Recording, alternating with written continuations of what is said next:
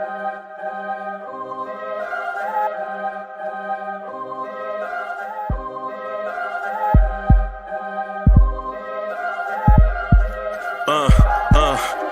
rank where the view is nothing less than phenomenal. For how I express and project from my abdominal. The only view better, both my daddy and my mama know.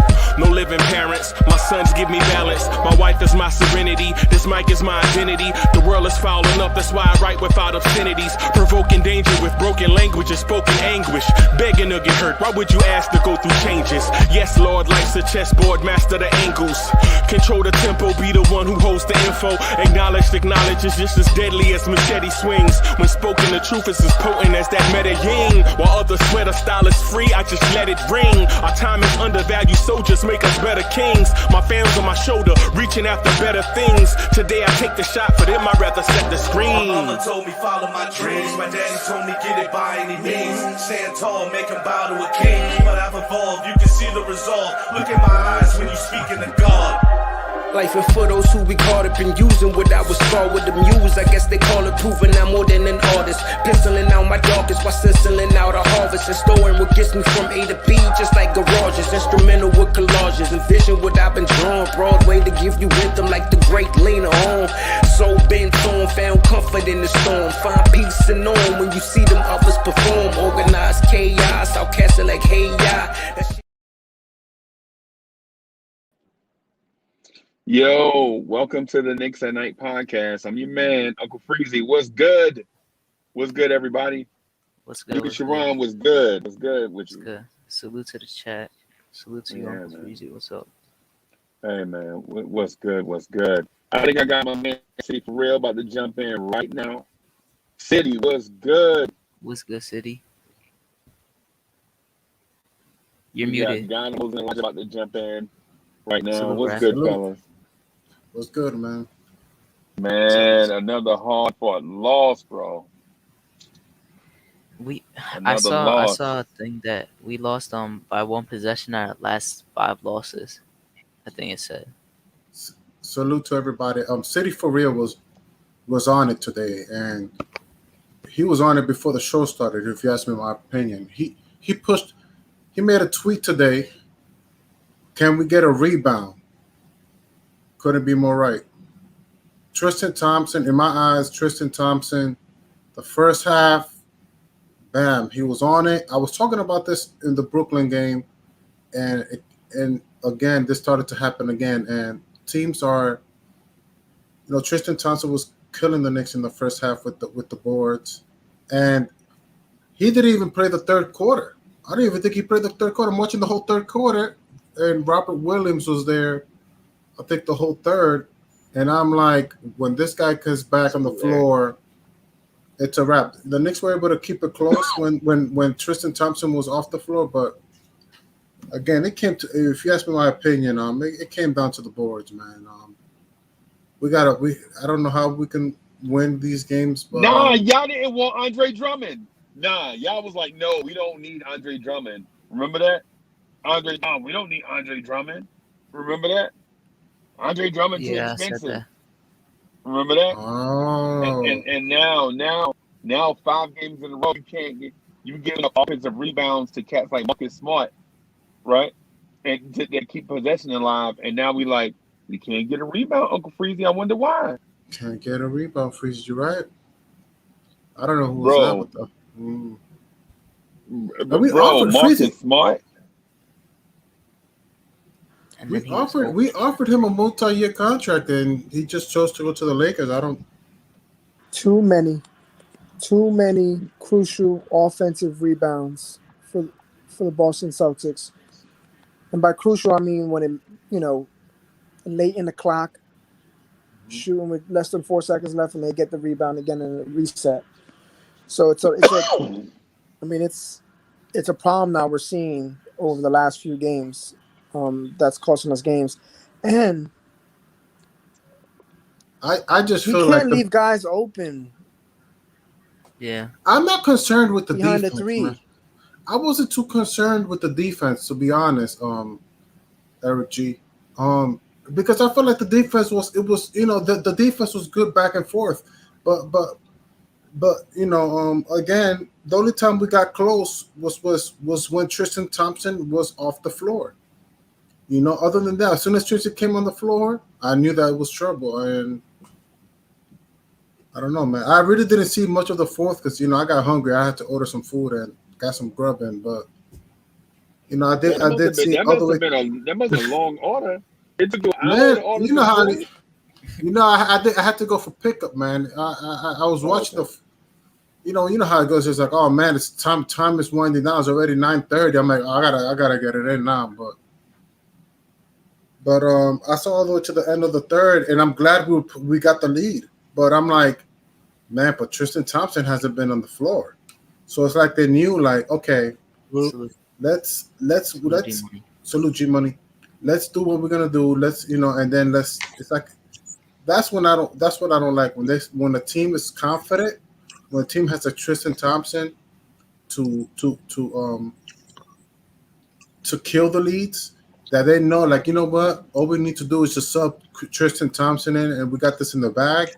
That's the kind of stuff that kind of like irritates me personally. But Bro, when I was on here begging like for a dude like a Andre Drummond, and then you still got $13 million in cap space in April.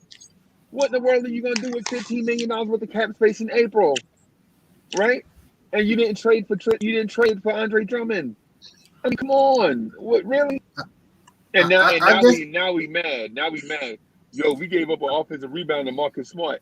Oh, really? Okay. there was a lot of offensive rebounds, man. It was a Mhm. lot too. Yeah, they got 14 more rebounds, and their starting lineup had 40 rebounds. And they had three people with Bro, 10 rebounds in their starting lineup. right, right. They started a dude named Romeo Langford. Mhm. Romeo Langford was getting rebounds. Really? Come on, dog. And here's what's crazy. Why was Marcus Smart open at the top of the key? If you're Reggie Bullock, why were you double Tatum for? It's Like, I don't bad get that. Tip games said that it are after the just these game. games are killing us. We're in every game, man, and we're losing these games. Because we don't We're losing execute, these man. games because we Yeah, don't got that it yet. We don't got it yet. Nah, yeah. the Tips was We don't have a closer. no, I Tips think was saying that Bam was I think good. RJ Barrett is on his way to being a closer. RJ Barrett has been stepping up in my eyes, as the closer role. So I trust Can RJ y'all hear Barrett as the me? closer. I But wanted him to take it in the we Nets game. for this team to close Can you hear this me? team. I hear Yeah, you. I hear you, LG. I hear you. Yes, you can. Can you I hear can't hear us? y'all. Oh, I could hear. We could hear you. Everything good over here. But part of the team's I'm not concerned with the defense. So maybe you guys are. Maybe you guys gonna make some valid points. Part of the team's execution is rebounding the ball. If you're not rebounding with this team, where the margin for error is going to be, it's going to be a problem. It's going to be a problem. yeah. It We're going to it's have gonna be a problem. opportunities.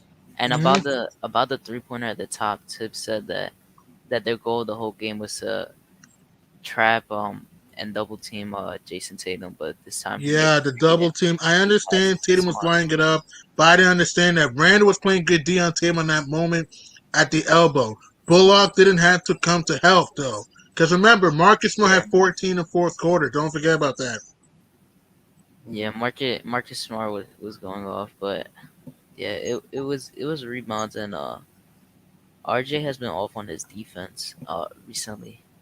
But I Hmm. mean, he is still coming from an ankle that might be irritating him because it looks like he's a lot slower than he was on his turn with his hips. Pause, but his turn with his hips on defense, it looks a lot slower. And he did the same thing he did for Anthony Edwards when he did that the and one foul on Jalen Brown. So we got to get better on those things. But he made a bad turnover in the in Yeah, the he did. but When we're then down by one, even though RJ had a phenomenal game, he just lost the ball, and then that led to a Jalen Brown fast break over Julius Randle. yeah, and then after that he made like two more threes in like a mid range. He But did hit a he made a, cluster at the right wing. It was a driving kick. Randall was going to the baseline and and kick out to RJ for to tie the game. Yeah, I'm gonna say that I think you guys are making good points, but a lot of it goes to the first half. Um, it's hard to build the lead. It's hard to talk about. It's hard to talk about fourth quarter or third quarter situations when even Mike Breen and Clyde Frazier are, because sometimes I like their stats. Sometimes they give you, wow, 11 offensive rebounding, 11 offensive rebounds Hmm. for the ball. And I didn't even notice that. Like I'm watching the game, I'm like, man, they got 11 already. No, And I watched the whole game. They were crashing the glass like crazy. Thompson, Tatum, Brown, Smart, Langford. They were focused on the board still, you and they were see, alert. We weren't at on the rebounds. I'm telling you that, and I was talking about that in the Brooklyn game after the game. I'm like, listen, man, Alize Johnson was playing like he was playing playoff basketball, crashing the Hmm. way he was crashing the boards, and all these other teams are catching up. Like, you know what, man? All we got to do is, crash the boards. And I'm glad that Alec Burks was able to get rebounds, but that's a conversation we need to start having. How can Uh-huh. we start? How can we get rebounds? Because if we don't get rebounds, How you? What you mean? How we gonna get rebounds, bro? It's over. You had a We chance to get can. We don't have Andre a Drummond. center that can rebound. Yeah, Yeah, Mitch we went had a down on chance a to get Andre. horrible time. Yeah, we had a chance to you're get right. Drummond and we didn't. We had a chance to get Dwayne Dedman. Dwayne Dedman signed yesterday, and we didn't. We signed John Henson. I mean, come on, bro. John We Henson gotta is the have. same size as Taj Gibson. And Taj Gibson, no knock on Taj Gibson. He plays pretty good. So that's I hear good screens about him.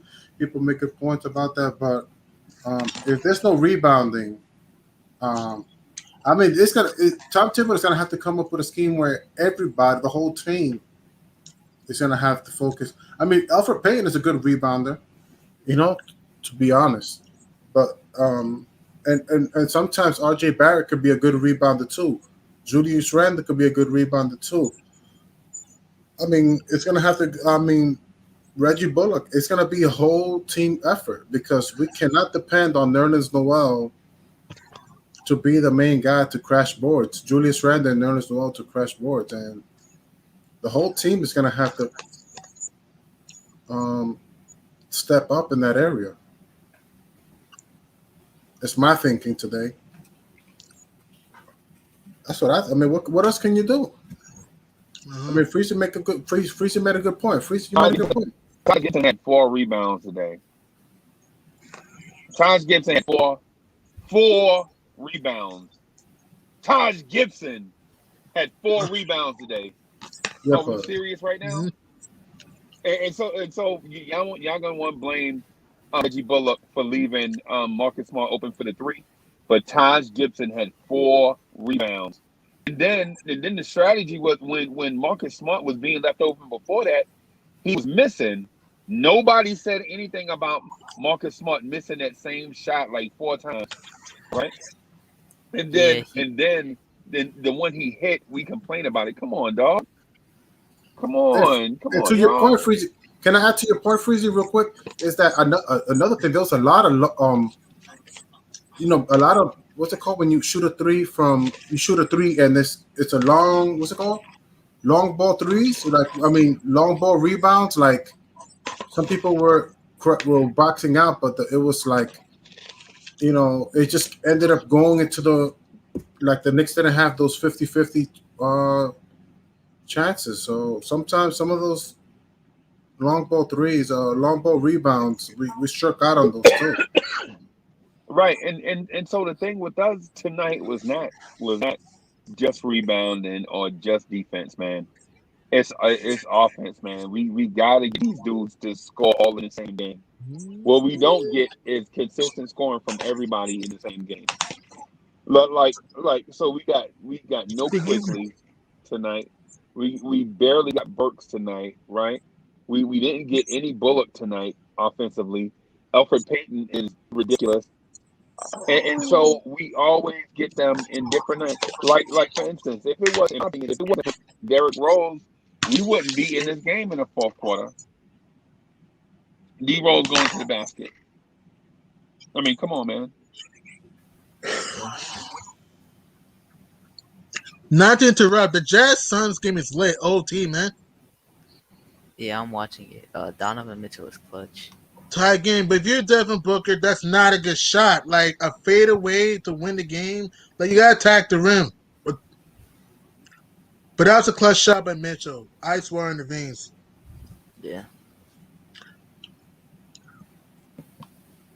this game is just tough because Mm. we we have 20 games left, right? I think it's 20 Yeah, or nine. yeah, 20, yeah. Yeah, Yeah, we gotta go 500. Or And better. I suggest better. all better. yeah, obviously better, but we gotta at least go 500. So If what's we the don't, that's just strategy? How do you strategize for that? I have no idea. You just gotta play the best because we've been losing by one possession games We so Yep. much recently, And and yeah. and it's it's a frustrating. It's small frustrating mistakes. because, and I'm with Hadouken and Sharon on this, man. We got to go at least 500, and it's frustrating because the fact that the front office didn't make a major move at the deadline to get these Uh-huh. cats some help, and now you're gonna think like going into the off season, if we missed the playoffs, knowing we had a playoff team and they didn't give you any type of help going down Hmm. the stretch, it makes it look like they were tanking. Yeah, and it's like I would be so disappointed if we don't make the playoffs, as well as we're doing. Even though people are saying we're not a good team, like other teams see us as a good team. We're definitely overachieving in a way, but if we don't make the playoffs, that's just like Yeah. it's just a bad. It's bad That because that's we Um we that's a just hard. we just get like a mid lottery pick, and then we're not in the playoffs. Like it's just not a good thing. I mean, we have. Yeah, Let's see. We got the Red Hot Grizzlies. Memphis is just slaughtered Atlanta and beat Miami on the road. Then we got the struggling Toronto Raptors, the team that ironically we lost to them on New Year's Eve, and we got the Lakers without LeBron and AD on Monday, and then we got the Pelicans who are kind of been in a slump. In my opinion, the Knicks have no reason not to go on a 4 game win streak right here. In my opinion, or at least go 3 out of 4. But the thing also is that they got Andre Drummond back. They're gonna get him back next game, so Probably, I but is he don't gonna stay healthy? That's the thing, though. I don't know who's gonna. I mean, it depends how he plays, but because it's gonna be his like first official, I guess, because he got injured his first game in a while. Uh-huh. So it all depends on how he plays. And if Yeah, we can lose to that Lakers team, like we very well can. I mean, it's a no, we trap game, can, but though. we can't. Like we can't. We can't, though. We yeah. can't. We have to. I think it depending on games like that, man. We Yeah, have to like have that those are the game. games you We need. have to win every game. We have to win those. Don't forget Memphis, Toronto. We have to win those games too. Don't forget Yeah, Memphis is on a hot streak recently. 1-4 in a row. Yep, and Toronto. We struggle against the Raptors lifetime, so that ain't gonna be easy. So But the thing yeah, about we the go ahead, Memphis, go ahead. though, they're underachieving because they should have been playing better, even They without Jaren sh- Jackson. Like John Moran is like surrounded by so many shooters. That whole team can shoot so well. Like if you just look at the individual players, Dylan Brooks, Kyle Anderson's underrated. Yeah, Tyus Desmond Jones, Bain, Esmond Baines, and Grayson Allen, who was huge. yeah, He had 30 he against got Atlanta. 30. He got 30. And then Valanciunas, who's underrated. They have a good team. It's just Valanciunas has been carrying a whole load on pause, but mhm. he's been carrying a lot there, and they're gonna get Jaren Jackson back Yeah, this man. month, so Yeah, they're gonna be dangerous. yeah. And don't forget, San Antonio's sliding right now. So if you're Memphis, hey, don't be surprised if they make the playoffs. Yeah, they're gonna make it most likely. They're if you look at the standing, they're 26 and 23, and the next team, San Antonio, is 24 and 25. So yeah, I don't see the Spurs. The Spurs are gonna stay in the play. Yep. But we just I don't know. We gotta Hmm. just I don't know if anyone else has been noticing this, but Randall, like he's been I know he's tired, but I mean he said in his media thing today that the injury is not bothering him and he doesn't have an injury anymore. He said Hmm. that today. So I can't even make an I mean I could still make an excuse in the slightest, but still. Like he's been rushing through the court. You saw today he got two offensive fouls. He's been rushing and getting turnovers a lot recently. and Mhm. fouls. Like he rushes and then rushes a pass. He's been doing that the last few games, and he needs to cut out of that. And RJ has been telegraphing some passes too. We Mhm. gotta Yeah, get Derrick Rose. Derrick Rose pointed that out. Derrick Rose was is spot on. He like RJ looks at the player, like stares him down before he passes it. yeah. He said That's that. why his totals are not up. Yeah. So yeah. So yeah. But man, I Derek don't Rose I said don't that, think. Freezy? Yeah, he said Yeah, he that in said that his MSG his MSG interview. Oh wow. Carry on. I don't want to cut you off. Please go ahead. yeah, and also he was also saying that I didn't know this before, but he said that he watched RJ since he was a kid, which was interesting, and that he thinks he's gonna be a good player. RJ was when he was in high school, man. RJ was supposed to be like a prodigy, bro. He was the Like, number one Mhm. prospect. yeah, he was the number one prospect in the ESPN rankings. Yeah, And I mean, I don't think that you can say that he's done anything to not merit that. There's a lot of people that are like top prospects in high school and never make it even to the NBA. Right. But it's just the thing about RJ is just his game is not flashy enough for the for media. for the media. Yeah, for the media, for ESPN. They need a little bit more flash. LaMelo Ball probably will never be a good percentage wise shooter, but his play is so easy on the eyes that you can see him as a face of the NBA for years to come. Um, Yeah, and Tibbs was praising RJ a lot, like which I which was mean, good to hear. RJ's a stud, man. Like I can just imagine that kid in the locker room at 19 years old. I don't even know if he's 20 now. Yeah, At 20 years old he's gonna end the season at 22.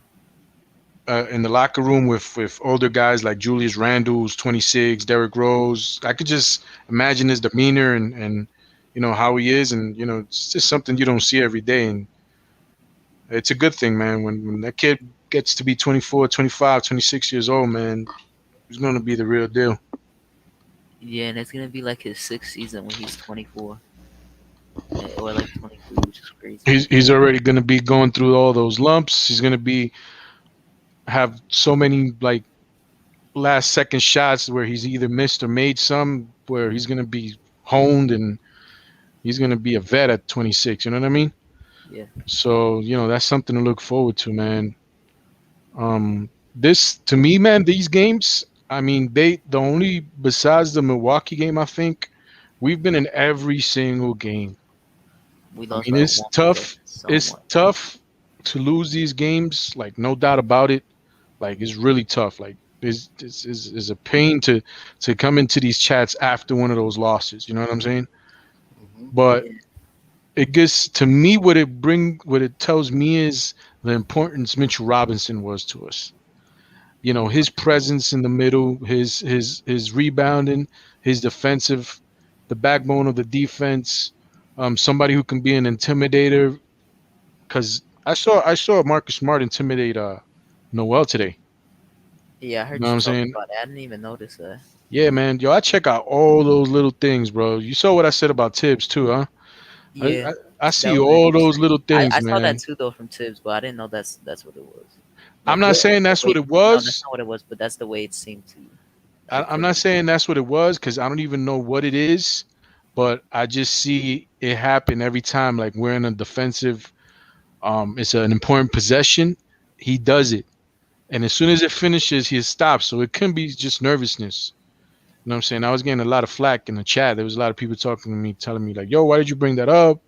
This and that. Like my pops had that stuff and da da da da da." And I'm like, What are we I talking was about? like, I'm trying to figure out. I lost track. no, because I was in nothing but Knicks today, and I was talking and I was giving a couple of points, and something that I brought up, which was non-basketball related, was that I don't know if any of you guys ever seen Tibbs when he's on the sidelines and an important possession that his hands start to flicker up and down. Oh, I heard Like about what's that called? The what's that called? I I've heard I heard don't about know about that. it if it a few is. I don't. times. I don't want to say that it Parsons? is. Parsons disease? Is that It Parsons? can. It can be the beginnings of something like that. It's It possible. can be. It could be a nervous tick. Right. There's a lot. People when you get I get that. nervous, there's a lot of things that people do. You know what I'm saying? It Right. can be stress. It can be a lot of things. But Right. I thought it was important to bring it up because he's an important part of our team, man. Like Foundation. nobody can doubt. Nobody can doubt. You can say whatever you want about his rotations. You can say whatever you want about people wanting other people to start over certain people or certain points of the game, who you want to be in there. But this guy has made us into the number one defensive team in the league. Hmm. The number one defensive team in the league. And we're seeing it right in front of our eyes, and we don't even notice it. Like we don't even acknowledge it. Like we think we suck on defense.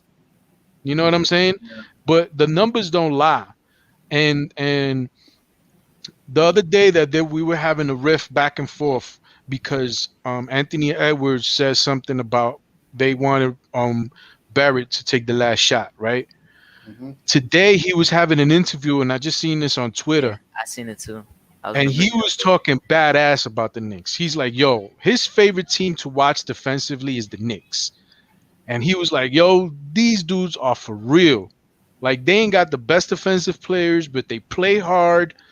And he was like, "Yo, this is my favorite team to watch play defense." So Get out of here. yeah, and it was honest. Like if you look at it, you get hype He was off of serious. it. Yeah, I'm gonna be honest. I kind of like Andrew. Okay, I was calling Anthony sometimes Edwards. Anthony Edwards because I get that Anthony Edwards and Andrew Wiggins. But They were I both kind of like funny. his interviews. Sometimes he'd be having Yeah, he's funny. He's a yeah, character. right. He's a character He's not a media trained dude. Everybody's different, man. You know what I'm Mm. saying, bro? Everybody's different, man. Like some people can't talk certain ways, doesn't mean that they're not smart. You know what I'm saying? And some people that talk smart are not smart. You know what I mean? But It's a lot of things. Like he lost his parents very young. I didn't know that. Yeah, I think he lost his moms His and he mom, lost his his grandpa. pops. He You had know, it on his draft thing, the pain. I just think that he makes Anthony Edwards makes the interviews interesting. Like because I'm a big fan of um listening to like coaches interview, players interview. Like I'm a big fan. Like before I even get in here, I gotta. No, I actually missed it, but I caught the Tibbs one, but I didn't catch the Derrick Rose one. That's why I asked Freezy. But I'm a big fan of listening to these guys interview. Like that's my thing, and listening to even and when I'm not, and listening to you guys. Like it's I a big part. It's a big part of getting to know. It's not just watching the game, seeing what's happening on the court. Like I'm a very detailed guy when it comes to like watching these games and like basketball and stuff. Like I watch everything. You know what I'm saying? I'll take a look at everything and I try to dissect everything, bro. I feel like I'm detail oriented when it comes to listening. Like when it comes to like you guys talking, or the pregame, or the postgame, or tips talking, that's when my listening ear. That's where I kick in. I'm like, okay, this is what I think over here, over here. Because that's what I'm about. I want to listen to all the interviews and the game and Mike That's what when it's he about. talk. That's what it's about. It's about, Yeah. listening to people, other people have point of views. If you want to check it out, Raphael, I put it in the chat. I, in the interview by Anthony Edwards, All like right, let on me the see. Twitter thing. I put it in there. So if you want to All check it right. out, you can check it out. All right. Yeah. Um Later.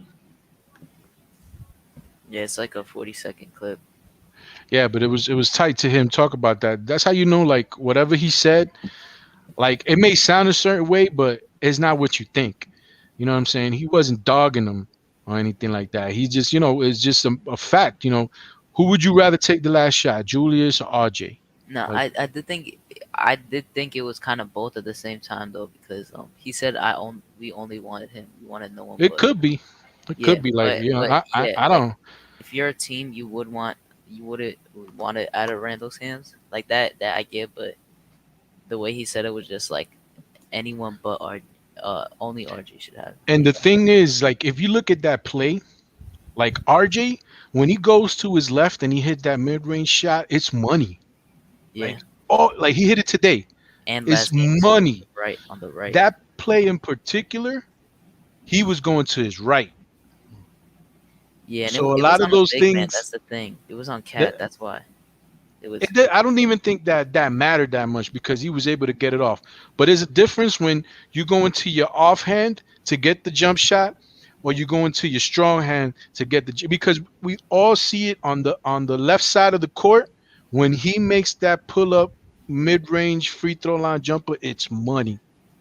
Yeah, But on that particular play, he was going on the right side. It was on the right side of the court, and he was going to his right hand to shoot the shot with his left hand. And that's not probably his best move. Like he's not like he can't hit that. He's a pro, but that's not his best move. So probably that has something to do why he didn't make that shot because it was a little short and everything. He was fading back and everything. But going back to what Raf is saying, man, it's like it's important to watch the games, to see the interviews, to talk to you guys. Sometimes you guys say things that I didn't check out, and then I think about it after you guys say it. You know what I'm saying? And then I make my analysis after that. Or then sometimes I could say something that makes you guys think about things a certain way, and you'd be like, "Oh man, that's tight." Like, Mm-hmm. you know what I'm saying? And that's what it's all about, man. Right. It's us feeding each other. It's a You know, for me, it's almost like a continuation, right? Because you want to continue the flow of, like, people have their analysis. We all have our own analysis, and I try not to. I try to have my own style. I don't really try to copy, but I respect some opinions are so good that you got to respect it. So sometimes we have it. Sometimes but I'm a big fan of now. Now it's becoming, and people. I've heard this once too, Eddie C. But and maybe I'm gonna do this tomorrow. But I want to look at the opponent's team, what the opponents are saying about us. That's another thing that's like catching, like listening to what um Tips got to say about the us. That's bro- great. Tips got to say about us and what our team says about us. That's great. But I also want to, like, tomorrow, right? I want to see what Brad Stevens is saying about the Knicks. And the all that best way to do that is to watch the game on the other telecast. right. But I want to watch. I want to watch. But if the Knicks are playing, I gotta watch mine. But tomorrow, there's no game tomorrow. I'm gonna So try you to go see. back and watch it. So I'm gonna go back and watch it from the other team and what they're saying about us, and then when I come through tomorrow, I can it gives me a chance to say some interesting things in over here. You know what I mean? Yo, when you do that, Rafael, you're gonna come back and you're gonna be like, "Yo, man, these dudes think we fucking. These dudes think we tight. Like these dudes think like we're like the best teams, man. Like you know what I'm Right. saying? Like the way they talk about us when we play our defense, mostly about our defense. And the way they talk about R.J. I agree. Barrett and the way they talk about Julius Randle is like it, it's like when you have your kid and you think like your kid is dumb or something. You think like your kid, you know what I'm saying? Your kid, he can't do something like even though he's good at something, and he Right. comes to you and he says, "Yo, mom's pops, like I could do this, and that," and you be the father, right? And you be like, "Nah, Mhm. like he can't do," and but then somebody else listens to him or somebody else does pays attention to what he's doing, and they come back and tell you how good your son is or your daughter is at something. It like opens your eyes. You like, really? Like you think my son or my daughter is good at this? Like you think they can do something or like they're Right. very talented at something? And it's like that, man. It's like we think like our team just sucks. Like we got the worst team in the league. Like Right. we right When next we to lose, Detroit. especially when we lose, especially when we lose.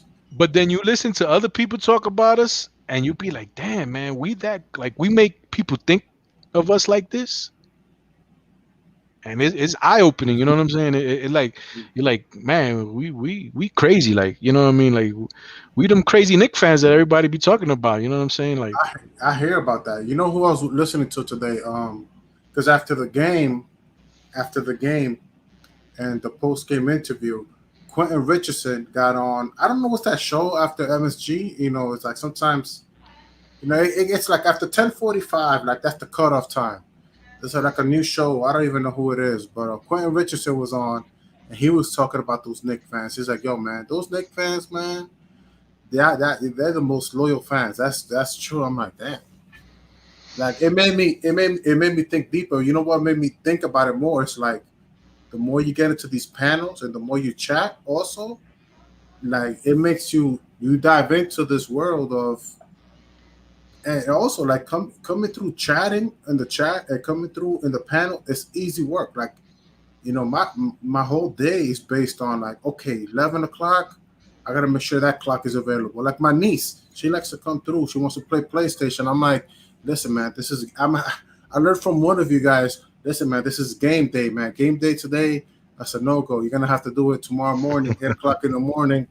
But but like I'm basically like Yeah, it happens to me too, man. My girl and my daughter, right. like they hate it, but because they don't understand it, Because I'm like, can you close the door, like in the living room? Because I work in my living room.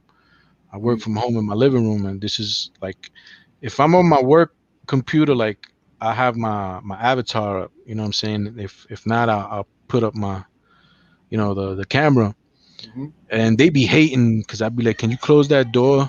You know what I'm saying? Mm-hmm. And they're like, oh, you're gonna get into the chat, and I'm like, yeah, I'm gonna get into the chat, but it's funny because they look at afterwards, like when I'm finished, when I sometimes I go back and I check, I rewatch the chats, like to Mm-hmm. see sometimes what people saying when I'm talking, if people are understanding or what Right. they say, you know what I'm saying? Right.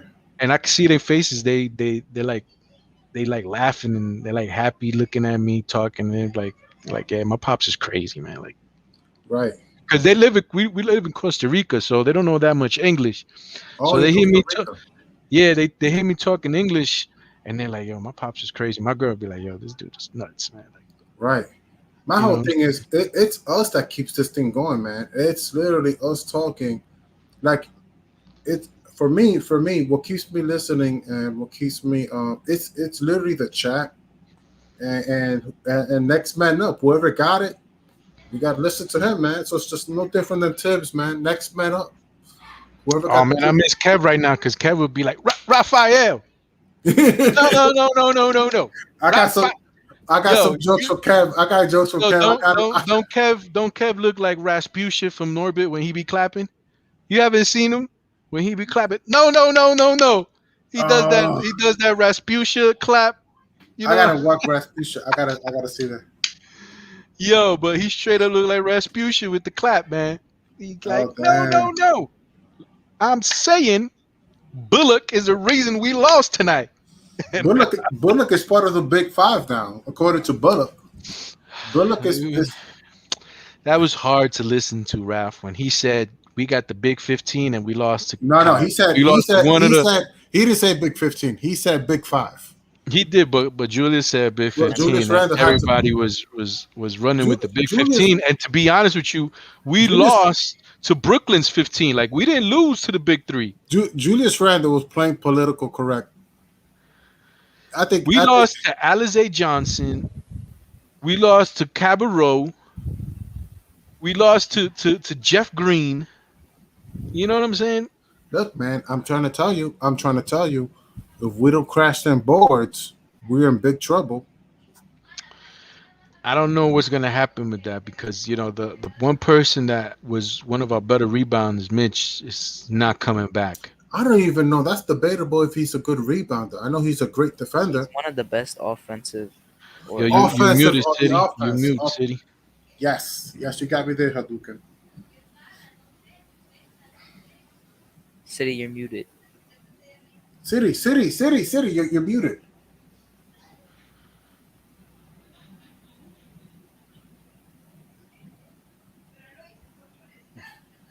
Anthony Donahue. Who the hell? Who in the world is Anthony Donahue, man? I got to You're still people. muted. People are killing me right now. They're calling me Anthony Donahue show. Oh man, the jokes are on, man. I'm gonna have to take that out later because that's gonna throw me off. Oh man, City, I don't hear you. I don't hear you.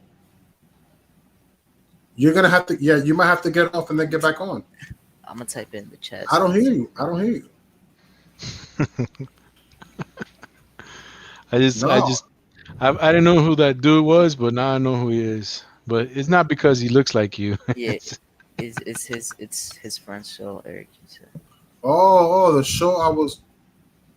Okay, what show I was talking about? I gotta talk to Eric. Well, Eric, when you come through, we'll talk about it.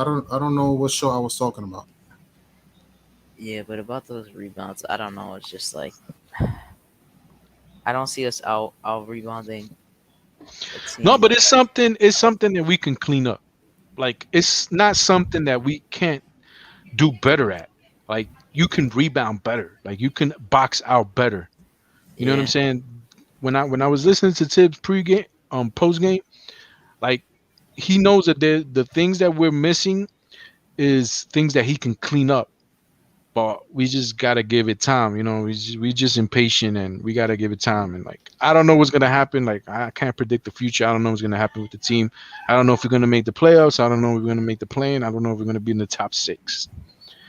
We just gotta let it play out because we're we're right now we have a team that is the least when it comes to money being spent on the team. We're like the cheapest team in the league. You know what I'm saying? Yo, yo, Boston got three players that have over 100,000 being paid $100,000.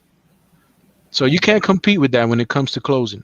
I want to double down with what you said, man. I think we're like one of the. I think with and shout out to Brock Aller, but right now I think we're looking like one of the cheapest teams. To your point, man, I would just want to double down with what you said, man. I agree with you. I couldn't agree more. Yeah, and we take these teams to the last shots. You know what I'm saying? So you always got to look at the positive when it yeah, comes to stuff like that, man. Like you know what I'm saying? We're like David against Goliath. And we fighting hard. So those are positive things that we have to look at. Everybody just wants to win, and I get that because you don't want to lose, but it's just better to it's better to be a small dude in a fight than to be a big dude and lose. You know what I'm saying? Mm-hmm. yeah. I That's the got way a I look at it. I got a Uh, question. If we oh, good, good. if we don't make the playoffs and we fall down and we're like in the mid lottery, how do you feel about this season?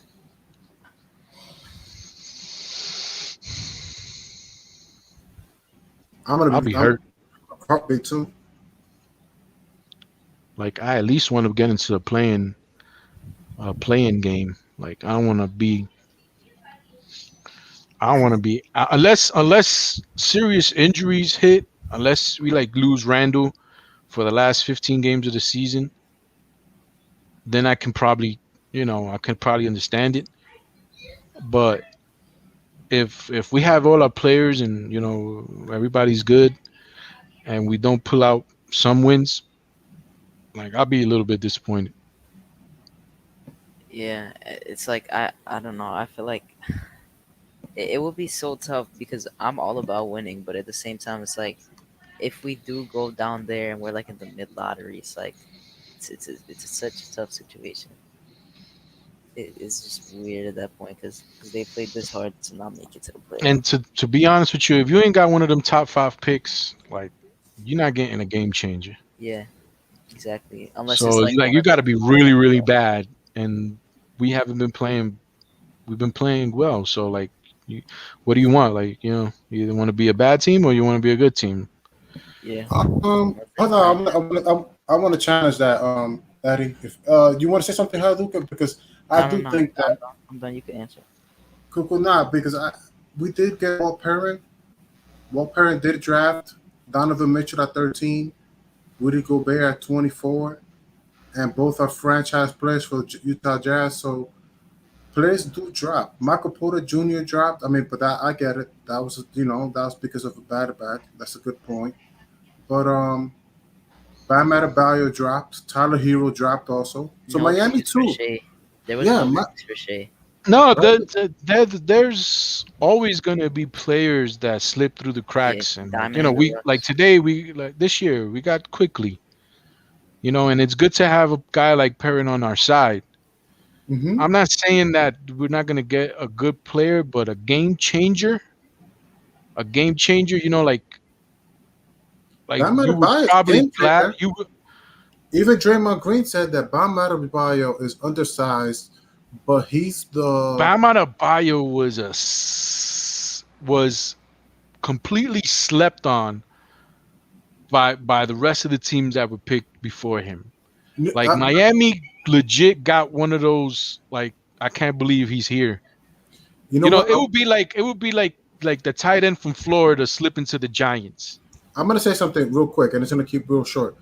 That is one pick. Let me tell you something. I'm glad that Phil Jackson drafted Porzingis at number 4, but I felt like his niche is actually drafting big men, and I felt like he should have drafted Bam at number 8. But that's just my opinion. But keep going. Who are you Phil, talking about? Phil Jackson drafted. Bam Nilakina? Adebayo, right? He drafted. Yeah, right. Nilakina. Bam Adebayo is with the same draft class as Nilakina, right? Okay. So I felt like we had Porzingis on the team, and Phil Jackson drafted Frank Ntilikina. I feel like he should have gone for Bam. Like I think Bam possibly and Porzingis could have been. He should have gone that route instead of going with the Frank and Porzingis. But that was just like my thinking process. Yeah. Frank was just he was just like when he came out, I think he was like 18 years old, and his measurables is just like crazy. You know what I'm saying? Like he was 6'4" already at 19, I think. I think he's probably like 6'5" now. And like he had the potential to probably reach 6'6", 6'7". He didn't get there. But the Frank pick was all based on potential. Like Donovan Mitchell's like 2, 3 years older than him. You know what I'm He's saying? 24. Okay, he's okay, 4. Imagine that. So that pick was strictly based on potential, strictly based on this kid is gonna keep on growing. He's gonna be a really tall point guard, which back in the day, it was like a thing. Like everybody wanted tall point guards. You know what I'm saying? Lonzo Ball. Yeah, Lonzo Ball type guards and stuff. And you needed one of those guards, and we were like so deprived. Even Mitchell's only like 6'2", 6'3". So he wanted that type of guard. Plus, it was good for his system. So And I he liked understood the thinking, but the to your, system never worked for him after he left. to your point. He really liked Lonzo Ball too. So that's give more credit to your point. Who did Phil Philly? Jackson. Yeah, Yeah, we weren't gonna be able to get him either way though. yeah. I wish we had CP3 though. Uh, but uh, If we um, had CP3, we would be like locked in for number 4, in my yeah. opinion. But I never thought that. I mean, it will be very difficult for CP3. But I want to make a shout out to Gregory Castillo. He says, "You think they're going to keep drafting, or they're going to start building around RJ They're and doing Randall?" both. What do you guys think about that? I think they're balancing both. Hmm? They're balancing both. Yeah, they're balancing both. That's what I think this year was, because I don't think they expected the team to do as good as they are. I think Leon Rose wanted to be in the lottery, but then just like a lot of people have been mentioning this, I feel like Tibbs and Randall like ruined that plan. So now he's just going with what we have because if they were locked in to think that we would make the playoffs, I think they would have done something in the deadline, which they didn't. So I I think don't know, man. I think by taking in all these second round draft picks, I don't know how many they have, bro, but it's a lot. they have mad second round picks. I think they're legit going for Brady Beal in the offseason. Like I Yeah, think Brady Beal is the one that they're gonna like. Not even Lonzo. I mean, they can probably do that too, which I wouldn't mind. I mean, because you can have a front court. a backcourt of RJ Randall, RJ Randall, Lonzo, Mitch, and Beal. That would be our. RJ. But I'm talking about like the wing positions, Oh yeah, like Beal, RJ, and Lonzo would be that'd that be would be really insane. nice. Like that'd be really nice. You know what I'm saying? So I'm thinking that you're gonna take these first round picks and give a bunch of second round picks and a Mitchell Robinson or Kevin Knox or players like that, and try to get Bradley Bill, and then we'll start building from there. Yeah, I, I, You know what I'm I I'm saying? think not I okay. Go think in ahead, the Heather. deadline that from seeing what we did not deadline but in the draft like what we seen from last draft, I think there's there's no way we're drafting all these players. So I think we're gonna find a way to draft up or use some of those picks in a trade for like a Beal, for example. But I think we're definitely gonna play with the picks and trade up in the draft.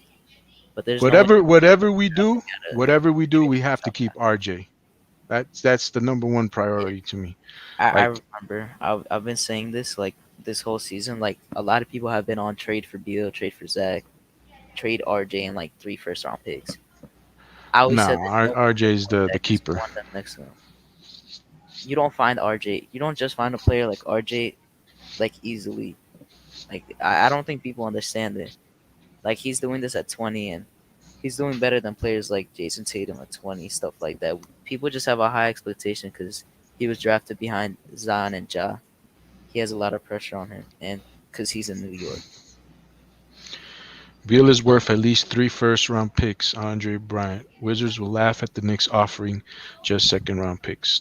No, we can Nobody offer said, we can offer 3 first round yeah, picks. nobody said they're We offering have we second round have picks. It's not realistic. we have Dallas's 2 first round picks, and we have our 1st round picks, which that's 3 first round picks, and we have a We have bevy of Detroit second round second. picks. So we can, in all actuality, give them around 7, 8 picks plus a young player for Bradley Bill. We can give My them that Detroit pick, which is basically a first round pick too. my whole thing is that Tom Thibodeau said that R.J. Barrett and Julius Randle are the leaders of this team. Correct? You guys remember that? Hmm. Before, like, I think it was before the trade deadline, or just right after the trade deadline. So I don't see them going after Bradley Beal because I would see Bradley Beal as one of those as a third leader in that team, and I don't know if that can work. I would think I would go after. I could see the Lonzo Ball trade, but I don't know if they're gonna get somebody who you know who is like a Bradley Beal who's gonna be wants to be respected as a leader in that locker room. So Yeah. I Are could you done? see. Or No, let no, me go know. ahead, go ahead. No, no. Let me know when you're done. I'll pitch it No, out. no, no, no. That's kind of it. I kind of laid it down. Okay. So I was gonna say that I definitely want to go for Lonzo. I'm a big fan of Lonzo. I wanted him at the trade deadline. But just like you said, I mean, I think that if he's available, he's definitely gonna. We're definitely gonna go after him. But it's definitely gonna be a bid if he's available, and we are gonna have to take into account how much we really have to give for him, because we might have to overpay. But I don't know. It's a tough situation. But I don't know. I don't feel like he's gonna leave. I feel like he's gonna wait till his contract ends, which I think is after next season. No, I don't think he's gonna leave. I don't know. I mean, I think they're gonna. So you think he's gonna take the qualifying offer or something? Like he's gonna take the Wait, is he a free agent this year, or does he yeah have an this option? year. Oh, it's This year, this year. no, yes, this year. Like Frank, he's like Oh, a Frank. Yeah, yeah, he's like Frank. Frank, yeah, oh, I you thought can. it was the year after. No, no, no, no. I think Hmm. this year he's a free agent. Like how do you say? And if you sign, he can sign for like a. For example, if New Orleans offers him 4 years, $20 million, he could sign that. He has the option to do that, or he can just take the like a $10 million qualifying offer. Oh, Like it you is have two options. You have the option of a qualifying offer, or you can sign, an extension. an extension. I think it goes like something along the lines like that when it comes from a rookie.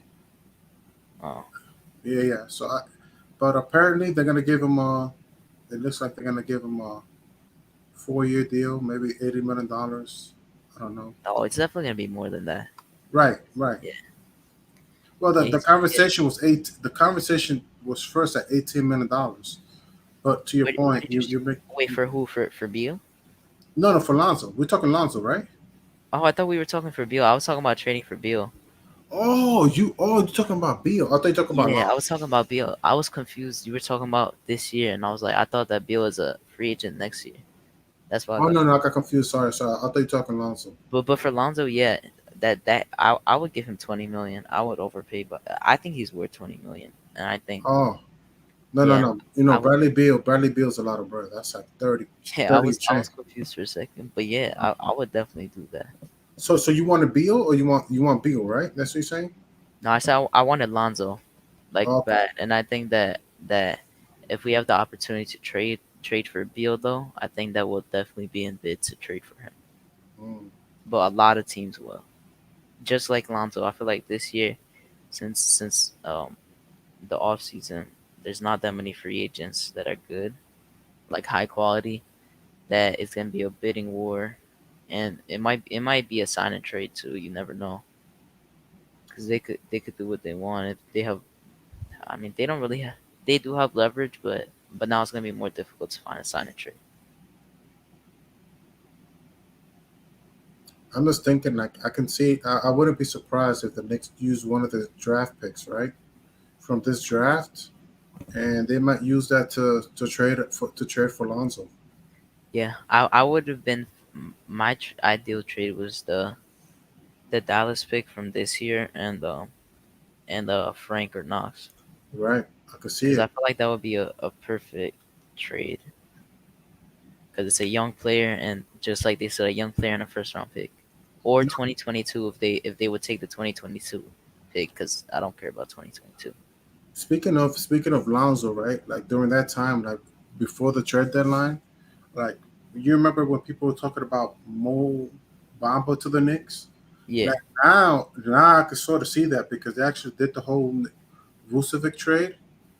Now that they actually moved Vucevic and they have Wendell Carter Jr. and starting Daniel, and they have Daniel. Not is it Daniel Wendell Gafford? Carter. Yeah, They got Wendell Carter Jr. They got Wendell Carter Jr., Mo Bamba, Daniel Chandler. Gafford. Daniel Gafford is over there too. Wait, oh no, he's on the Wizards. That's my bad. Yeah, yeah. Um, and they got Chandler Hutchison. They got well, they got. I'm gonna just name those two. Wendell Carter. That's another player that I could And see the Ken next. Burch. Yeah, they have Ken Burch, the Right. veteran. Yeah, they Like they got they got a few. I could see the Knicks make a trade um to with Orlando now, like especially knowing the fact that Kevin Knox played really good in Tampa when he went to play against Orlando, and he was really happy. I mean, maybe Kevin Knox gets traded in that deal. I don't know. Um, I don't know if he would even get traded, to be honest, because they're rebuilding. So I don't think they would even think of trading a young player, because they already got a good amount of picks. Even though I still think they got they got robbed in the Vucevic trade. I think they could have got more. oh, for Vucevic, Yeah, because they got two first round picks, and then they got Wendell Carter.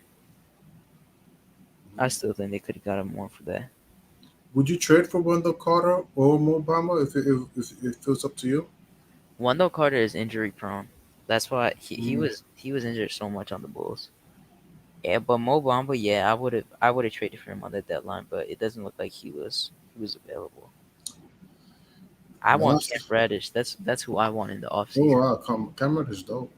Yeah, because I don't think he fits on the Hawks. They got too many wings, and he's not gonna be able to shine. He's the type of player that needs to be able to shine. not have that many people in front of him. Well, he's around better. That's what people do, man. Good teams, they put better people in front of you, and you learn from better people. So like they signed who they signed? They signed Bojan Bogdanovic, right? Yeah, and they got Gallinari. I don't know. I think Gallinari plays the four though, but then they have DeAndre Hunter. They have guys like that. They have Solomon Hill. I think he And plays small forward too. so basically, it's the same thing. The same thing that's happening over there is happening over here with Reggie Bullock starting over Kevin Knox and Alec Burks starting over Kevin Knox. Yeah, but they have act like Reggie Bullock shouldn't be. I mean, he's on the verge of being a person that should be a starter. Like we have people that aren't starters in the NBA on other teams that are starters on our team, but they have like Bogan Bogdanovic would be a starter on a lot of teams. That's true. Gallinari is coming off the bench, but he would be a starter on a lot of teams too. That's true. And DeAndre Hunter is averaging like 17 points too. He would be a starter. They got a lot of people in front of him. That guy's tough too. DeAndre Hunter. Yeah, I like him. The only thing about him is that he's 23, but I mean he's still really good. He was one of those that came in at 22, like Obi, but he panned out well. He's doing really good. I'm telling you, man. I can't believe Atlanta signed those two players. I wanted one of those too.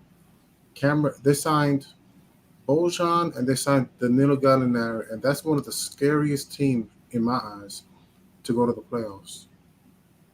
Yeah, they're finally actually playing well, Hmm. like they should because they were underachieving. They're Hmm. definitely starting to play up to what their standard was for this season. Hmm. And I mean they should be though, because if we were still higher than them, they would be like that would just be bad for them because they paid so much money to get nowhere at that point because they were at the bottom. That's kind of strange that how the Indiana Pacers fired Nate McMillan and he ended up in Atlanta, and now Yeah, he was an assistant coach, and now he's the head coach. Like, yeah, he's doing good for them. They started winning a lot when they got him. yeah, and now Indiana is like they're tanking. It's like they have Demontis Sabonis and Miles Turner, Malcolm Brogdon, and Karis LeVert. they got Karis LeVert. That's just. I don't know. I don't think they're tanking. I mean they won. They're I mean, two games below us. I don't think they're tanking. I think they're just playing bad. I don't even know who's their coach. How you get rid of a good coach like Nate McMillan for? I don't even know who's their coach. It's part of Yeah, winning games. I You don't got know their coach either, to be honest. yeah, But like you I need, don't think they're tanking. I think they're just not playing good my, because that my team should be a lot better. you don't go to you don't get a Malcolm Brogdon, Demontis Sabonis, Miles Turner, and fire a coach to put a Joe Schmo as their head coach. You know what I mean? You got to have a good coach if you really want to. No, shout out to PBD. No, I know about the injuries. They tend to be injury prone. I know TJ Warren's been hurt. I know Malcolm Brogdon Yeah, could be TJ injury Warren is prone. out for the season. Yeah, Yeah, but like Pacers have been hurt, but I mean, still they still have a lot of good players that have been playing. So it's not, and their bench is not bad at all. So no, I don't think there's an excuse for them. no, they got rid of the coach. But I don't know, man. I have to now. I'm really looking at this Easter Conference standings, and the more I keep looking at it, the more concerned I get about the Knicks. You know. Yeah, me too. It's I don't know. I would just feel like it's so disappointing if we don't make the playoffs because we do have a tough schedule coming up. I mean, so far, I think we will, but if we don't, it's just like it's just the worst situation being out the playoffs and having a mid lottery pick. And I'm all about winning, and that's just the worst situation. I mean, we might make the play-ins, right? That's. I'm sorry. No, I don't know about playoffs, but they'll Yeah, make play the in is top play-in. 10 seed. I think we can make the play-ins. Yeah, I mean I think we're guaranteed to be top 10. But still, it's just I want to make the playoffs. That top 6 seed was what I wanted because I don't want to play. I don't want to play Brooklyn or I don't want to play any of the top 3 teams. But it's looking like I'm kind of desperate, man. I mean, I agree with you, but bro, sign me up, bro. Sign me up, bro. I don't care. We gotta. This team has been battle testing and and everything, and I gotta see them how they are in the playoffs. I gotta see how RJ plays in the playoffs. yeah. I want Julius to see Randle. RJ in the playoffs and Julius Yeah. Randle because they need to go through that now to know how to play Yeah. better later on. And some people don't care about that, and I really that really matters to me. Like if you want to really um, get the best of RJ Barrett and Julius Randle, you put them in the playoffs, and you see how the thing I like about RJ is that he builds my trust of you know I don't trust him totally to win the game, but if he fails, if he wins me the game, great. If he doesn't, then I trust him that he'll Come back and do better. yeah. Yeah, I've been trusting him with the game though. I think he can be a closer, and I think he showed that he's showing that today, and he showed that in the Nets game, but he didn't touch the ball after making 3 straight shots, which is still crazy to me. Cause I'd rather have him have touches when he makes 3 jumpers in a row and not touch it the next 5 minutes. Like that just makes no sense. I mean, but look, this is another game that he's learning how to be very efficient when he shoots. When he does shoot the ball, like he's really focusing. He's learning how to be efficient on the floor. So I kind of like that. Like, you know what, man? That's wisdom now. That's a higher level. That's much smarter than I give a lot of people credit to. You know your spots on the floor, and you know when to shoot the ball. Like I don't know too many people who can do that. Yeah, he's shooting. I don't know. The thing about it too is that I feel like he did get iced out though in the third because he took 2 shots from the third quarter, like from the second half on till the last 5 minutes of the game. He only took 2 shots, and then that he scored the rest of his points in the last 5 minutes. He scored like four. I think it was three pointers and a mid range shot. He didn't miss at all after that. He hit all the shots, but I just feel like he's definitely shooting with confidence. Like I feel every single time he shoots now that it's going in. Like that's the point where it's in. He's shooting Yes. 55% in the last 40 games from three. Like that's insane. Like game 1 RJ from the season is completely different from this current day RJ. If I look at the basketball reference, I gotta see how efficient is he on the field Yeah, and his cause free he throw. started off shooting 0 for 21 twice. He had like 2 spurts of shooting 0 for 21. I'm pretty sure. Mhm. And now I'll check right now, but I think his 3 point percentage is like the 36 at this point. I mean, right now so far from the field, he's 445. So that's not bad. That's almost normal. 35 Yeah, from three, 734 from the free throw line. Okay, he just needs to stay yeah, at and it. this isn't even updated from today's game yet. They didn't put it in, but Mhm. I'm assuming his 3 point percentage would be like 37% Good point. by the time they update this. Yeah, You're right. He and went 6 for 6 from three. Wow. yeah, that's the insane. And the thing is, like, you saw the last shot he made. It was like on the buzzer. He made the last shot, and it was a contested shot. I mean, he still made Mm. it. And the shot before that though, like when he tied the game after the turnover, he made that with barely gripping the ball well. Like he's been shooting really well and confidently, and I trust him with. I see him.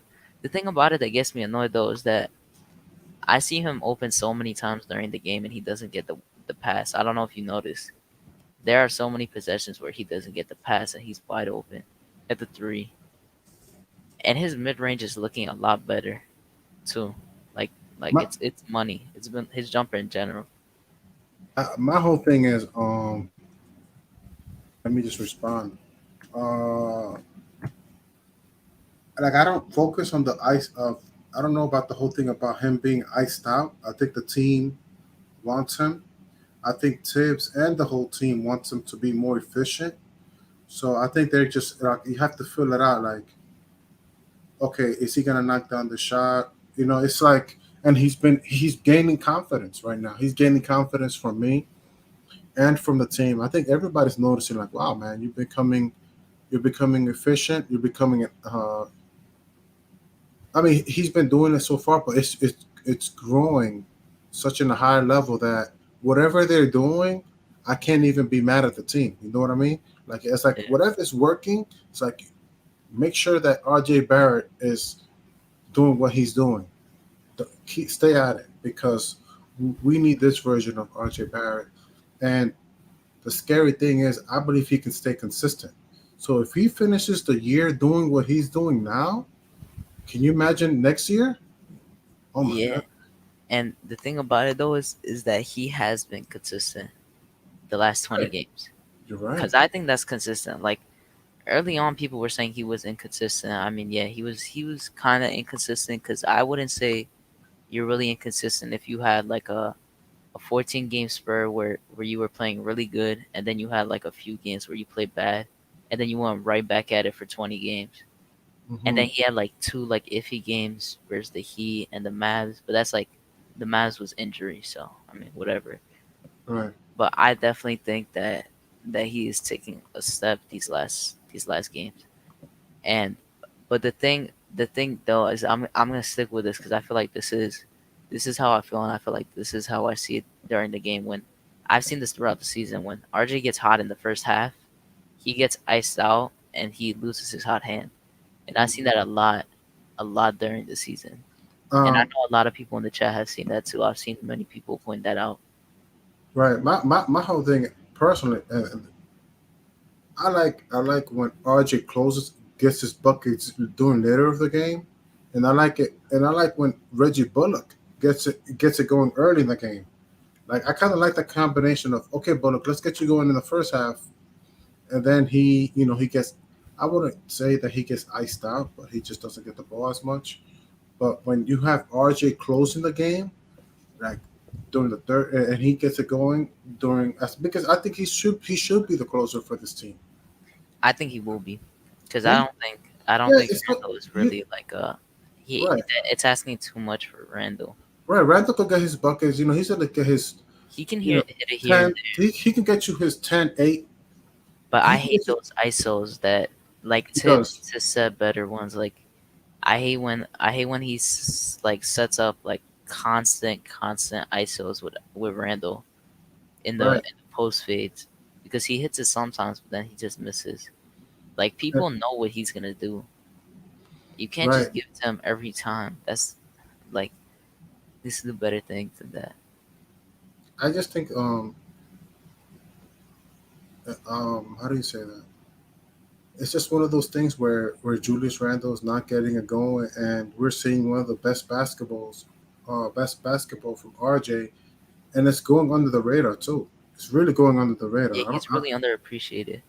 Right now, he's so under the radar that I think, if we do make it to the play-ins, which is the conversation we should be talking about, to be humble, right? I'm going to be humble. Say I hope we make the play-ins because I'm concerned about the playoff spot. 1 through 6. Then RJ, I trust RJ to close out a game for us, or possibly help us close out a series because I know Julius Randle's going to be who he is, and I know that he's going to pass the ball when everybody gets it going. Like if we really want to take the play-in seriously, right? We got to make sure that Reggie Bullock can shoot the ball, or else he'll be ignored on the floor when we make the playoffs. Alec Burks, I think Alec Burks has been consistent. He has his bad days. He has good days and bad days. Fine, but I hate the plan. I hate I thinking about hear it. you. I hear, bro. But like, what are we gonna do? We can't rebound, bro. We gotta win 2 games We compared to can't. the How we one, gonna? and depending on the team.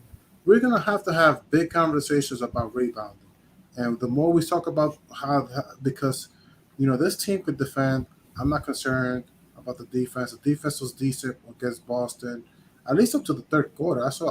I mean, the score was It's just pretty close. the timely defense wasn't good. But I tell you something. They put the minute they put Tristan Thompson in, the lead, they're gonna get the lead, and they're gonna get more rebounds, and the lead is gonna grow, and the lead is gonna grow, and the lead is gonna grow because they're rebounding the ball and they play defense. We know how to play defense, but we don't have. We have to create a situation for teams because I don't know how we can beat a team like Boston once they sub in Tristan Thompson. Like that's a situation for us. Like, what do we do if they sub in It's Tristan Thompson? it's because the injuries are piling up, and Mitch got injured on the worst time. It was after the deadline, so they couldn't even do anything about it. I It mean, was just like the most unfortunate thing because if we had Mitch now, like he gets that rebound, and the same as last game when we needed that rebound and Jeff Green got it, and then Bullock fouled him, and then the same for the Sixers game. Like all of this, like if we had Mitch, he gets that rebound, or at least he tips it a lot higher than other people would, and gives us a better position. that's a conversation. I guess we're gonna have a conversation about what do we do in the off season because what if Mitch gets hurt again next season? Like, what do we do? So we need a backup. We need a backup where the team has a chance to win game, or we need to change. We need to change. I don't know. I don't know. I don't want to say how we defend, right? But we got to figure out how the team can adjust as soon as somebody shoots the ball. Like, We do so need to we need to fix in a way though the way we defend because we leave a lot of wide open threes. That's one thing, but that's the thing they take in risking clogging the paint and like trying to bait the passing lanes. Because you see through the game how RJ, and I know he's not doing this on his own. He's definitely obviously getting asked this, but you see how keeps one foot in the paint and then he kind of holds into the paint more, and then when he sees a pass going outside, he goes back to his man. Like those are the type of things we do with our wings. Hadouken, my whole thing is I like your point of view about Lonzo Ball. He can shoot the three, and he's a great rebounding guard, point guard. Even though sometimes they have him as shooting guard, but Yeah, because of Eric Bledsoe. right. So that maybe that's why he's a good fit because Julius Randle could rebound, Lonzo Ball could rebound, And he's a playmaker.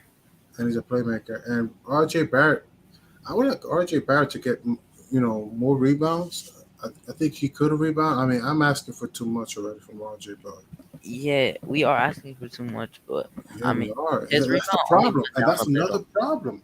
That's another problem. It's like I can't ask more for Julius Randle, and I don't know if I could ask more for RJ Barrett because they're already doing a lot already.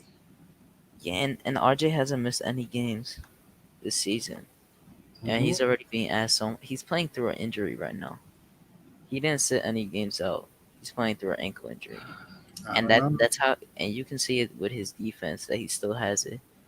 And you remember the Dallas game when he dropped 8 points and he couldn't do anything except shoot at the three. He would not go at the rim at all. And he legit went to the rim one time, and you could see that he didn't want to go at it at all because he didn't feel comfortable. I don't know, man. I guess the Knicks they're gonna have to get lucky then. It's all about the way we score now, because our defense is gonna be there. It's just the way we score and get our rebounds. Because other than that, we can't really do much because we're That's this that's a good point. schedule. The end of it is gonna be tough. That's a good point. The way we score and the way we rebound, that's how we have a chance to win the game. Yeah, that's I feel like that's the only way we have a chance right now. What's your evaluation on Derrick Rose? Uh, I can't say anything bad about him because he just came off an injury and he had COVID, and COVID is definitely kicking his ass right now. So it definitely it's tough because his breathing is definitely harder with that the amount of time he has. Salute. The amount of time he has with that is definitely a lot harder. But I don't know how long it will take for him, but I hope he can go back to the time when we traded for him in the beginning. The way he was playmaking was insane when he came back. The way he was finding people. Now we just see him like I don't know. He's not playmaking as much, and he's putting up a lot of floaters.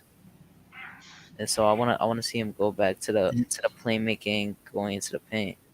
you know, it's funny because like I feel like the whole Lonzo Ball, right? Kind of reminds me of having Alfred Payton, of rebounding Alfred Payton, and an offensive minded Derrick Rose. You know, Derrick Rose can score, but we need a rebounding point guard too. At the same time, we need help at that category. So we need rebounding as much as we can get. So it's like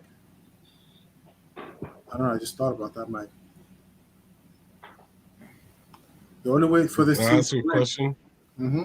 Can I ask you a question? Can y'all hear me right now? Yeah, yeah, Yeah, we're we here. can hear you now. Yeah, you're good. Fine. Finally, Yeah, let's finally. go. Yo, come on, man. Do y'all know how many times I was trying to talk and nobody couldn't hear me? And I was Couldn't hear you. talking and Yeah. I was talking and I could hear y'all. Y'all like, yo, City, you muted, you muted, you muted. No, I wasn't muted. You know what? The system wanted me muted because they didn't want to hear what I had to say. They didn't want to But hear the shout out truth. to my guy, G Man. What is Salute, my good? Yo, brother. we Salute, back in the salute, building. salute. We rocking right. Yo, we back in the building. We rocking right now. I'm sorry, y'all. Sorry, y'all couldn't hear me. It Mhm. wasn't my fault. You know what I'm saying? I Mhm. probably used the force with Darth City and didn't know that I did it. But guess what? We back now and we live and direct. Hadouken, shout out to you. Salute. Wrath, shout out to you. G Man for life, you already know. Shout out to you. Shout out to the chat, everybody Shout out that's to everyone. watching. Everybody, let's go. I'm back in the building, baby. I'm live and direct. I'm happy now. I'm happy now. I'm sorry. I just had to get on my rant. I'm sorry. I'm sorry. Yeah. City got the energy up right now. So, but that's what I'm talking about. Oh, That's what it's all about. That's what it's all about, baby. I heard y'all talking about Mr. Payton. So let's see, Mr. Payton, Mr. Alfred Payton. So as it stands right now, based on the scope of what we've seen thus far in the season, we know that one of our weakest links is the point guard position. We know that. We understand that. We recognize that. The second, I guess, position that we need to be concerned about would be somebody to spell Julius at the strong four. So we got to have somebody to give Julius some rest. But more importantly than that, right now, we didn't anticipate. I don't know why we didn't, but we didn't anticipate Mitch going down and being out. So with Mitch out of the game, that changes the whole parameter of what the team is supposed to do, right?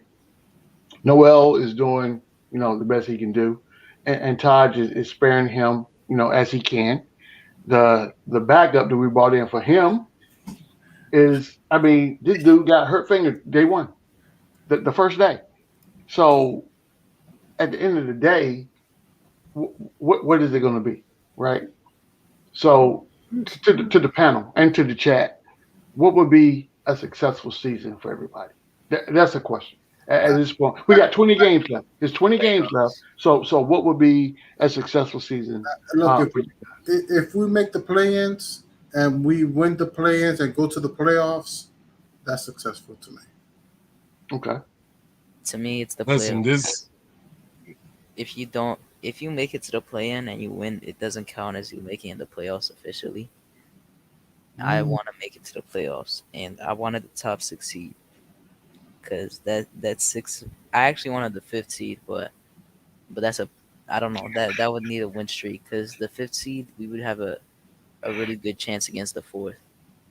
Either way, whatever team there would be there. But at this point, just make the playoffs because it's just gonna get tougher from here. Listen, I So agree. I agree with Hadouken. Let's go. Listen, man. Listen, we have to. I would say a successful season, whether we make the play-in or playoffs. I prefer the playoffs just because of what this team has showed us. Like, you know what I'm saying? This team has showed us some things, although we haven't climbed the mountain, like, you know what I'm saying? But they've showed us we can get there. Like, you know what I'm saying? So I would say yes, yes, yes, yes. I want them to make the playoffs. Yes, I do. I don't want to be in the play in, like, you know what I'm saying? No, I don't want that. I want us to be, just because of what they have showed us, I want us to be contenders. Like, you know what I'm saying? I want us to a spot. Solidify a spot. Like, you know what I'm saying? Like, come on, man. I tried to do it the other night, but I'm gonna put it away because it didn't work. So I'm gonna put it away for about a week. I ain't gonna look at it. I ain't gonna touch it. But when I need it, I'm gonna call on it again because it's been doing that thing. It's only let me down once. But otherwise, yes, I want us to be in the playoffs and and be there, yo. Just be there, solidify a spot and be there. I'm all hype right now, so I'm just like all like, you know what I'm saying, like everything, because I was talking and nobody could hear me, and I was trying to say stuff, and now everything is all just coming out is like, you know what I'm saying, like I'm going crazy right now. facts. So, City. The first thing I need for you to do, right? I need for you to send me a replica of that pinstripe you got on right now because that's dope. That's number one. I need that in my Oh, life. I need that in my life for real, for sure. But honestly, guys, I think that right now the New York Knicks team, as currently constructed, and what we've been through, and kind of what we're doing, we've overachieved. We are in a place right now that no one at the beginning of the season saw us being in at all. So I think if we make the playoffs, that's great, you know. But I'm concerned about a false narrative, right? So say for instance we make the playoffs. Say for instance we the fourth, fifth, sixth seed, whatever the case may be, and we're in the playoffs. mm-hmm. Does that affect the way that the front office looks at the team at that point because we made the playoffs? That's my concern. Versus us continue to do what we're doing, and then at the end of the season, we make the moves we need to make to make the team better. So what I don't want to perpetuate here is a false narrative. And I think that the longer we go, so let me back up for a minute. That is one of the reasons why I'm glad that we didn't really go in and make any kind of crazy moves during free agency, because again, you're perpetuating a false narrative because you're not you haven't had an off season, so you haven't given the guys a chance to really gel. They gelled on the fly. Derrick Rose, when we got him, he came in second day. He on the court playing basketball. So I mean, granted, he came in, he did his thing. That's Tibbs' guy, but is that normal? Is that really building cohesion in the team? And he's still trying to do that. I saw him on an interview today. He was talking about, I'm still the new guy on the team. I speak when I pick my spots and when I need to speak. But the person that's doing the speaking right now is Tibbs. Tibbs' coach. So he's saying what he needs to say to get the message out there. So I say all that to say this. If we make the playoffs, I'm ecstatic. I am. And however far we go in the playoffs, that's great. But I do not want a false narrative to hinder us, you know, further building the roster in the offseason. Your thoughts? Right, right. Yo, can you hear me? Yeah, yeah, yeah. Or You is my good? joint? All right, all right. I was just making sure my joint wasn't messed up again because I'm about to be on fire, yo. Yo, listen. I haven't been able to talk for so long. Y'all never know. This whole thing might go up in flames and y'all might see some smoke going in the air. Like, you know what I'm saying? Like, yo, I am here now and I'm happy and I'm feeling good. And I know we lost, but guess what, yo? I am here now. I'm feeling good. I know we lost, but we got good vibes going right now. And that's all that matters, man. Like, you know what I'm saying? Those guys will pull it together. Hopefully. Hopefully they'll pull it together. They'll get their thing together, like, you know what I'm saying? And come back and bounce back and do the things that we know what to do. Because listen, winning cures everything. It does. You're You know absolutely what I'm right. saying? It does. So we just need to get back on track, win a couple of games. You know what I'm saying? And we in there like swimwear, baby. Let's go. Like that's all we need to But do. Win a couple of games. Come on, man. we need to we need Come to on. we need we need we need to we need to crash them boards like your boy off of, what's it called? Off from Wall Street. Yeah, hey, listen, He's a rebounder. listen, He's a listen. rebounder. People hate the guy, but that Elf of Wall Street did make an important basket. That's all I gotta say. He He did did. make an important basket. Like, you know what I'm He, saying? he, And for he, the guy that can't shoot, he went. Did he not shoot 100% from three tonight? I mean, No, I don't know how many times we're gonna see that happen, but like, you know what I'm saying? but Give the man his credit when credit is due. He did do that tonight. I'm telling you something. This team, the whole team, if Nerlens Noel can't rebound and Josh Gibson can't rebound, I mean, shout out to Nerlens Noel. He did get some good blocks, but No, listen. no, no. Listen. Let me finish They this. out rebounded us, right? In the first half, right? They did extreme damage, like extreme damage.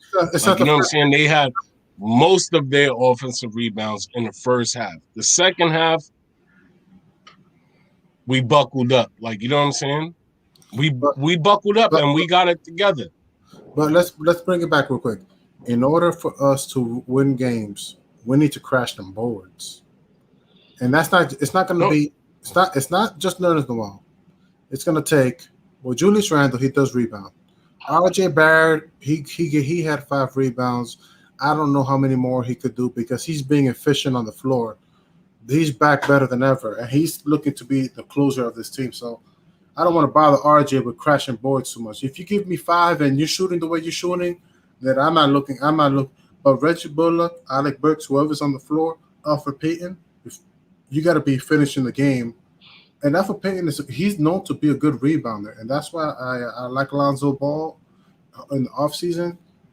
It's gonna take a team effort to win these games going forward. so right. The defense is there. The defense is there. The rebounding has not been there, and consistently enough. Where it's hard to have a lead or keep a lead when you're not rebounding. or making free throws for that matter.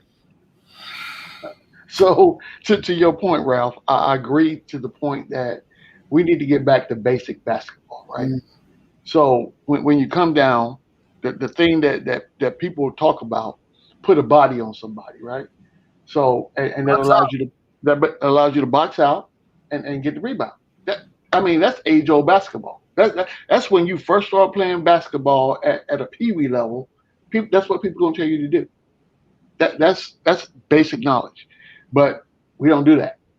We don't do that, and then we turn the ball over. Then at the same time we miss free throws.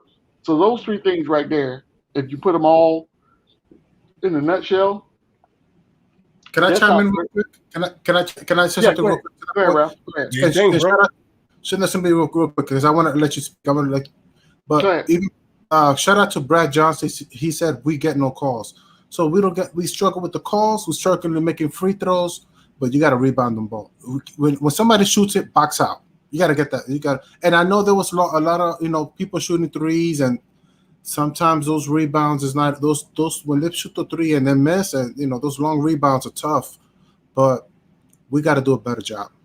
got to put a body on Listen, somebody. I look, I agree with Brad just because Mr. Brad Johnson, I'm going to tell you right now why I agree with you.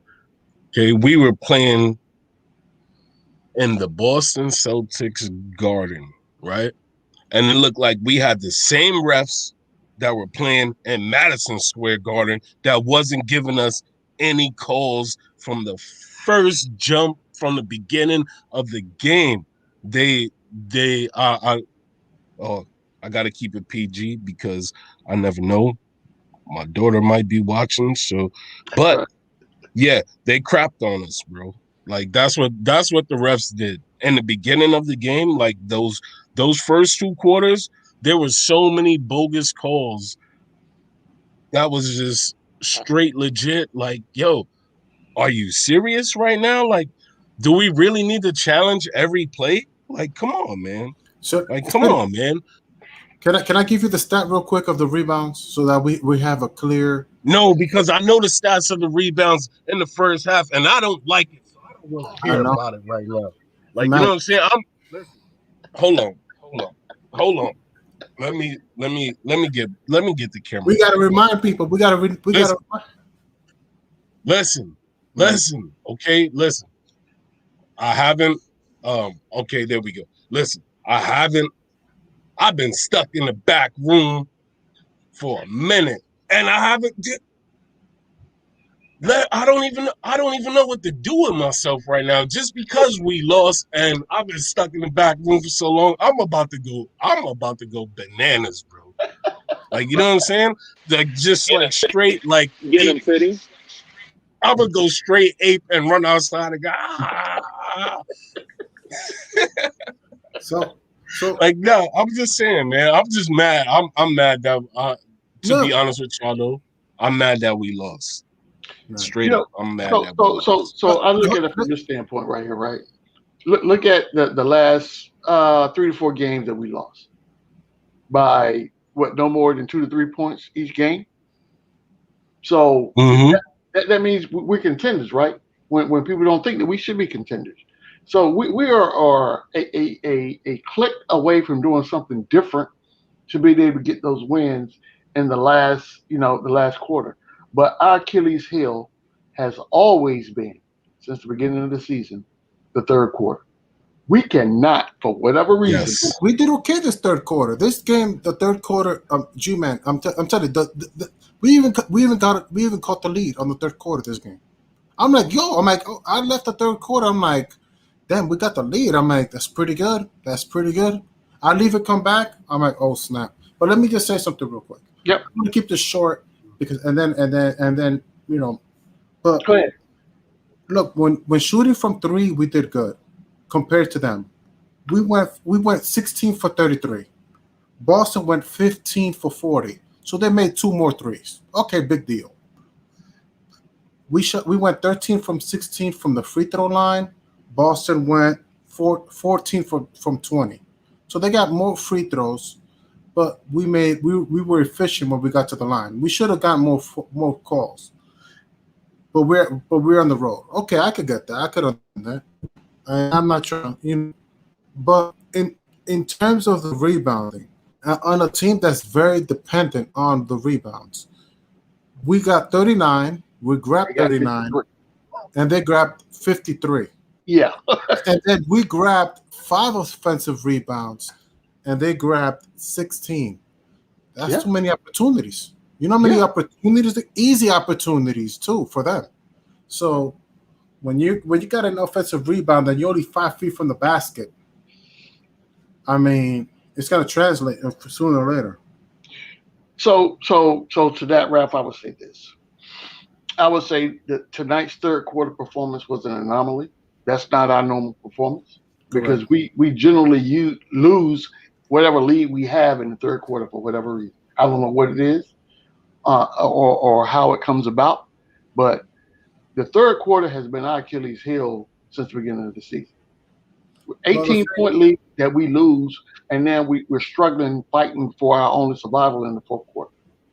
Right, but the thing is that Tristan Thompson, who was killing the Knicks on the boards in the first half, they didn't play him on the third quarter. They let Robert Williams. They gave him the minutes so that he can get some minutes. Because they already know, okay, as soon as Tristan Thompson comes in, he's gonna crash them boards and suck the life out of the Knicks. Yeah, I don't think at this point for this particular game you could have put Big Bird out there to rebound. It wouldn't have mattered because we just couldn't get a rebound.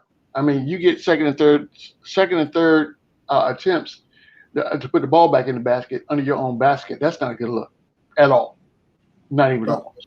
But G-Man, what I'm trying to tell you is more reason why we need Lonzo Ball because he is a great rebounder. I mean, shout out to Alec Burks. Alec Burks had 8 rebounds this game, so I'm not going to kill him. But the whole rest of this team, you know, look, I got to give credit to Nerlens Noel. He's a good shot blocker, but we need to help him rebound. Plain and simple. So I understand your point. However, bringing Lonzo in, we're not bringing him in to rebound. We're bringing Lonzo in to run the offense. No. I know. Run the offense and rebound. He does both well. Well, I'm not looking for him to rebound at all. I mean, if he does it, that's a bonus, right? But what I'm looking at is up-tempo offense with Lonzo Ball to where the point is that you're clearing out the paint to where those rebounds, you get the long rebounds or you get somebody under the rim making, you know, those high quality field goals that we need, that we're not getting right now because we're playing half court offense at the end of the day. That's what it boils down to. But, you know, like I said, you know, this game right here, I was hoping we can get a win. I mean, it is what it is. We learned some things tonight. We saw RJ go in his bag and show us, you know, what his potential is. So hopefully, and I know again, hope is not a strategy, but hopefully the coaching staff is looking at that and they can configure a game plan that features RJ. You know what I'm saying? So Randall doesn't have to force his shots. I mean, if you look at his if you look at Randall's stats, you would think that, you know, he had a good game tonight. But the eye test don't tell you. Eye test don't tell you that at all. Eye test tells you that, you know, you second guessing some things right now about Mr. Randall. You're thinking that Mr. Randall now is slipping back to what he did last year. And that may be unfair, but I'm just telling you what I saw. Mm-hmm. That's what I saw. So we don't want him to go down that path. But if he's going down that path, that means he's thinking in his mind that he's got to put the team on his back and carry us through the finish line. And that didn't work well tonight at all, especially when you got RJ that's cooking, right? So yeah, it's like, yo, come on. It's like, come on, Orange Julius. You already know you got other people that can slurp the slurpee, whatever you want to call it. Like, you know what I'm saying? We got other people on the team. Like, yo, listen, we had RJ. We had an excuse. I'm not even going to say it. I ain't even going to say excuse my French, but we have RJ stirring the pot right now. Like, you know what I'm saying? He was stirring the pot. Like, you know what I mean? Straight up stirring the pot. And they kind of shot away from him a little bit in the fourth quarter. Like, you know what I mean?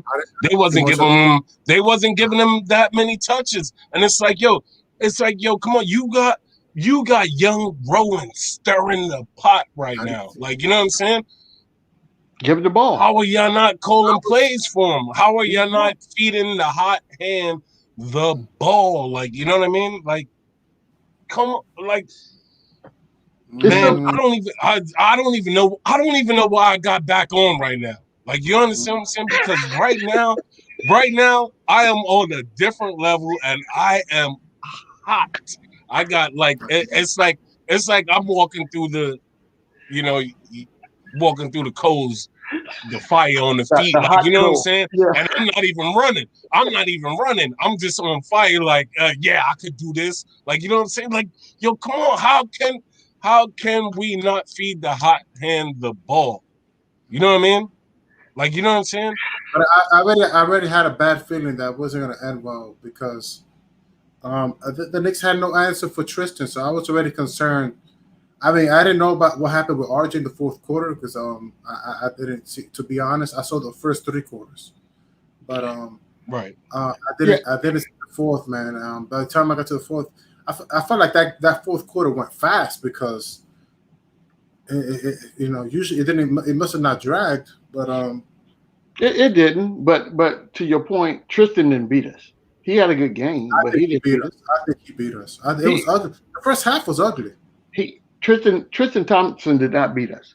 We beat ourselves, literally, because again, when you go in, and it all goes back to who's in the game and who's producing and who's not. Let's take a look at this right quick, right? So Mr. Bullock, Reggie Bullock, played 20 something minutes, right? Had 8 points. Mm-hmm. Alfred Payton played 20 something minutes, had 8 points. Burks played how many? He didn't play 20. Did he play 20 something minutes? However many minutes he played. I'm not looking at the I don't stats. know. Let me see. I got a question for you, G-Man, but when I'll bring it up and see. When Tristan was on the floor, the Knicks couldn't have a lead, and they were always trailing by 4 or 5 points. That's fine. The first half. That's okay. That's fine. But Tristan is playing in the paint. He's not defending on the perimeter. My point is this. He's grabbing the boards. Okay, this is my point though, Ralph. Tristan Thompson plays in the paint. He's not a perimeter defender. So if Bullock has 8 points, Burks has 8 points, and Alfred Payton has 8 points, we don't have any score. So that minimizes everything that's going on right now. So that makes Tristan Thompson look like a hero, which he didn't do anything but stand in the paint and defend the rim. Which these are people that's going to, other than Payton, these aren't guys that's going to penetrate the paint to score. Payton is the only one that's going to try to drive to the paint and score.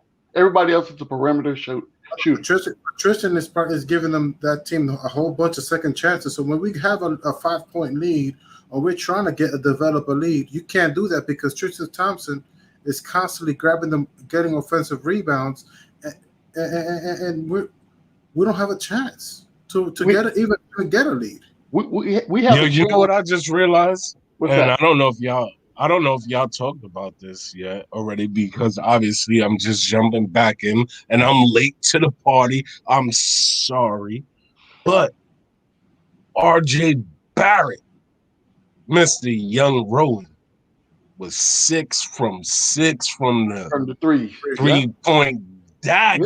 Yeah. I don't know if y'all talked about this or not already or whatever, but like, you know what I'm saying? I just want to implement that. I just want to implement that into the conversation because the man shot 6 for 6 from 3. When have we ever saw that from RJ? Never.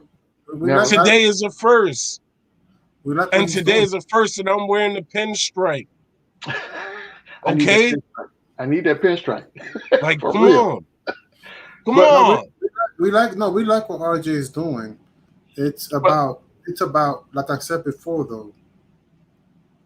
That first half, the Knicks can't get a lead when this team is getting so many second chances on the boards. That's what I'm trying to say. Right. At the end of the day, the people that we need to make shots weren't making shots. That's the bottom line. No, they got too many. They got too many second chances. See, the thing is like when we made mistakes and we had Mitch was able to give us second chances. To City, shout out to City's point, because he often spoke about Mitchell Robinson's offensive rebound. But when we had Mitch was giving us second chances, and we can score. We have a chance. You know, we could get a lead. We could develop a 2-point lead, 4-point, 6-point lead.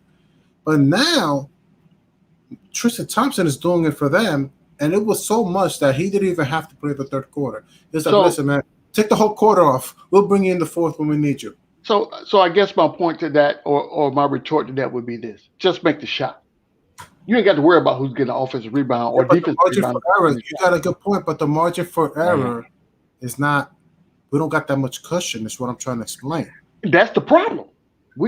If these guys are I'm talking about the starters. Let's start with the 2 starters, Bullock and Payton. The big 5? You mean the big 5 according to Reggie Bullock? I'm not even going to go there. But I'm talking about if Bullock is in the game for 20 minutes, right, and he scores 8 points, that's a problem.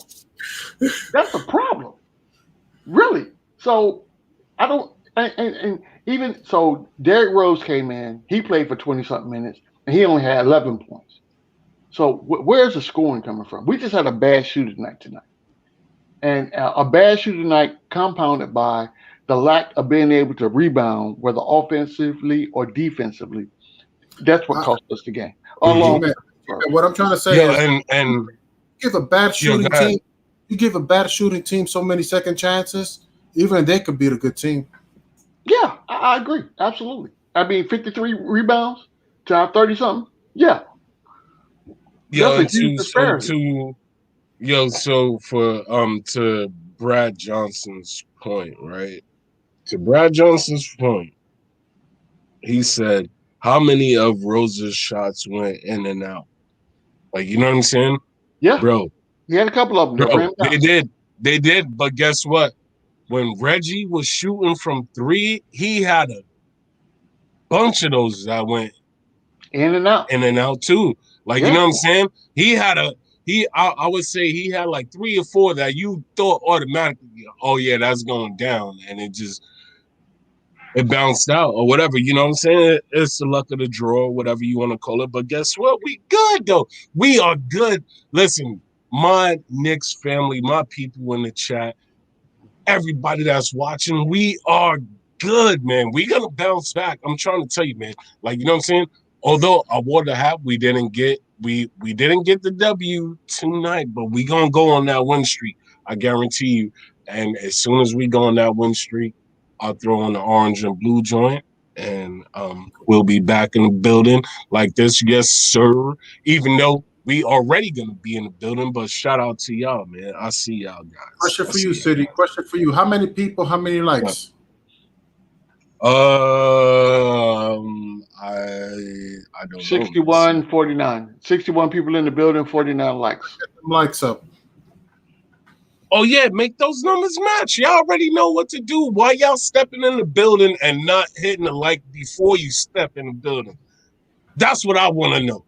Before you step in the building, you're supposed to hit the like, step in the building, and then say, Uncle Freezy was good. Yo. Like, you know what I'm saying? That's what y'all supposed to do. Come on. Y'all already know. Listen, I haven't been able to talk for a long time, so my energy is up. I'm in the building. I got the chat in the building. G-Man is in the building. Ralph for real is in the building. Like, you know what I'm saying? The God of Moses is in the building. Right here, y'all see him. Y'all see that guy. Come on. Yo, y'all do that thing that we like, man. Like, you know what I'm saying? Because, hey, listen, no, okay, let me turn down for what? No, yo, listen, man. Us Knicks fans, we here in the building. It's a Knicks at Night podcast. Y'all already know where it's going down, and you can't get anything like this anywhere else. So, Facts. Facts. sorry, I got Oh, the true blue Yankee on, but you know, I'm a Yankee fan, so you know, I gotta keep the true blue, like you know what I mean? But no yo, doubt. we here in the building. We are here. Quiet money. Where you at, bro? I haven't seen you tonight. Where you at, bro? I Quiet just left. money. I'm I'm surprised here. you ain't I'm up in talking here. to you. Yeah, like that's what I'm saying. Come on, man. Yo, King Aladdin, I hope for sure still fight that monster, still fight that COVID. Get your thing up. Like, you know what I'm saying? Like, yo, get your strength up. Get your strength up. Get it up. Come back into the chat. Do the Orange Julius thing. Ah, like, you know what I'm saying? Get in that bag. King Aladdin, get in that bag. We rocking with you. We feel for you. I hope you still fighting that monster, and I hope Hey, you City, come man. It's through 2 o'clock in the because I morning, want to man. see you. I'm gonna Wait, you call going to it. bed? I Wait, think you going to bed, Raph? I'm Just not. Ralph Sometimes I froze. just want a There you video go. game or just listen. I mean, I don't have to. Maybe I could do another 15. Maybe I could do 30 minutes. Maybe I could stretch this out. well, you better because I'm trying to tell you, I'm on a roll right now. Like, you know what I'm saying? And even if you don't, that's okay, bro. I still love you. Yo, you got my PSN joint. I put Oh, it what's in your? the joint the other night. I put No, it no, in the no. joint the other night. Actually, So, I'll put it in. I'll I throw know it I in found. right now. hold on. Let I'll me throw it in do the it right. private joint. Stay right there. Yeah, I could just I'll turn it throw it in the on. private joint right now. No, hold on. I'll throw it in the private joint right now. Hold on. Because I'll do it. I got my Elgato to start working, my PlayStation to start working, so I can record my gaming now. So I'm kind of hyped. Brad, where you at? It's 4 p.m. You must be Yo, wait a minute. way overseas. Somebody, yo, Ralph. Yeah, he is. He in C-Max Australia. said he needs About Brad some Johnson? Knicks. Some No, bars? C-Max said he needs some Knicks bars from both of y'all, from both of us. No, man. Sometimes, man, I don't know about having lyrics. Australia. Okay. All right. Down the Yeah, land he in down under. Australia. That's where I need to be at. That's Yeah, he good a weather down professional there. basketball Hey, player, listen. man. Hey, hold on. Can I give C-Max some bars? Can I give him a bar or two real quick? Yo, city, where you at? So you see, I'm I'm right over here. here. I don't see anybody asking me. No, my joint's city for real, the same way it's always been. Yeah.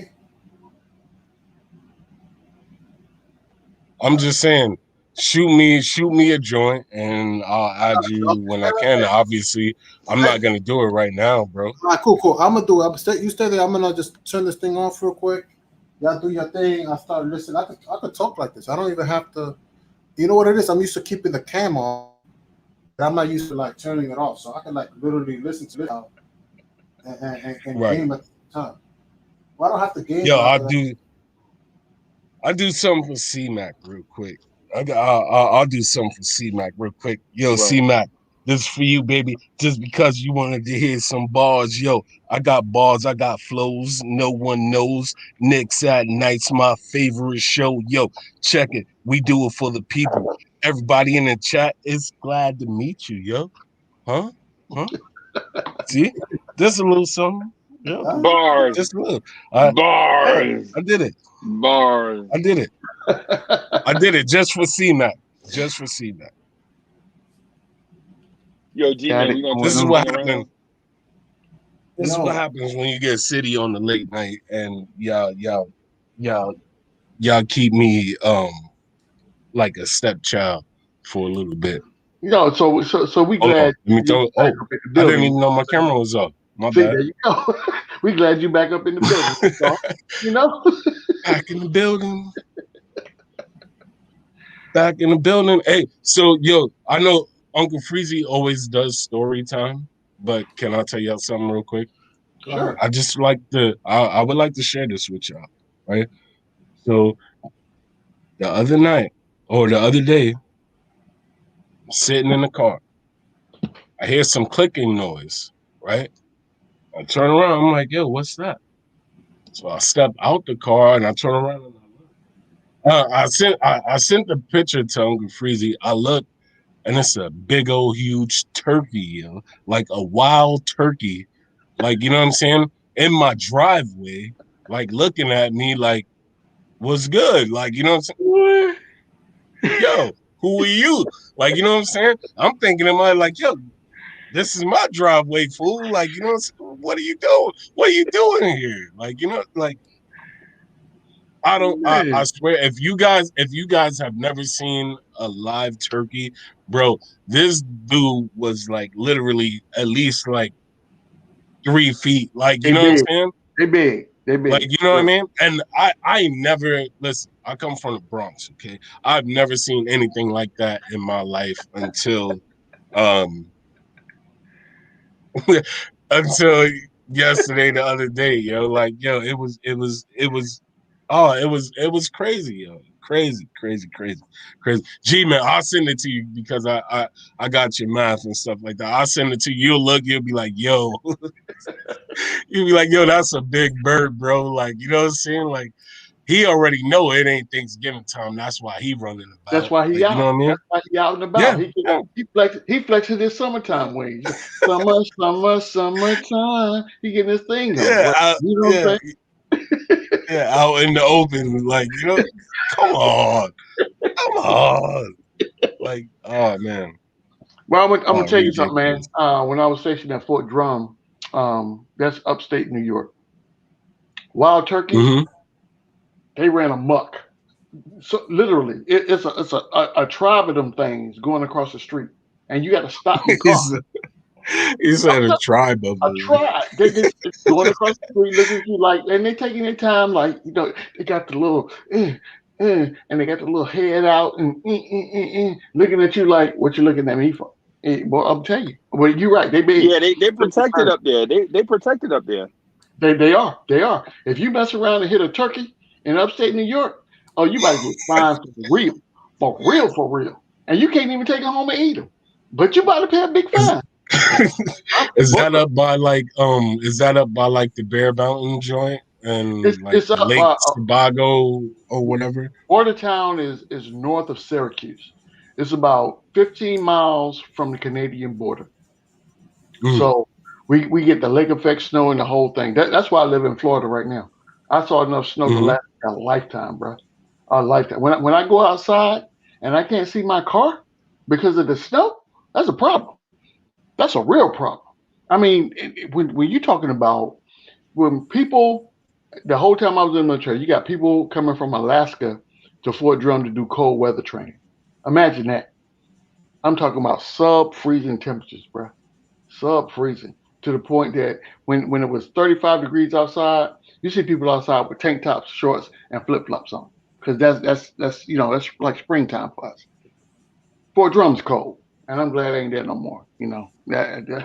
That's a time of my life that I'm glad it's over. It was a good experience, but So y'all are airborne too. You had to be airborne to be there, right? no, it's they call it light infantry. So the 23rd Infantry Division, I'm not 18 Airborne Corps. I'm sorry, 18 Airborne Corps is light infantry.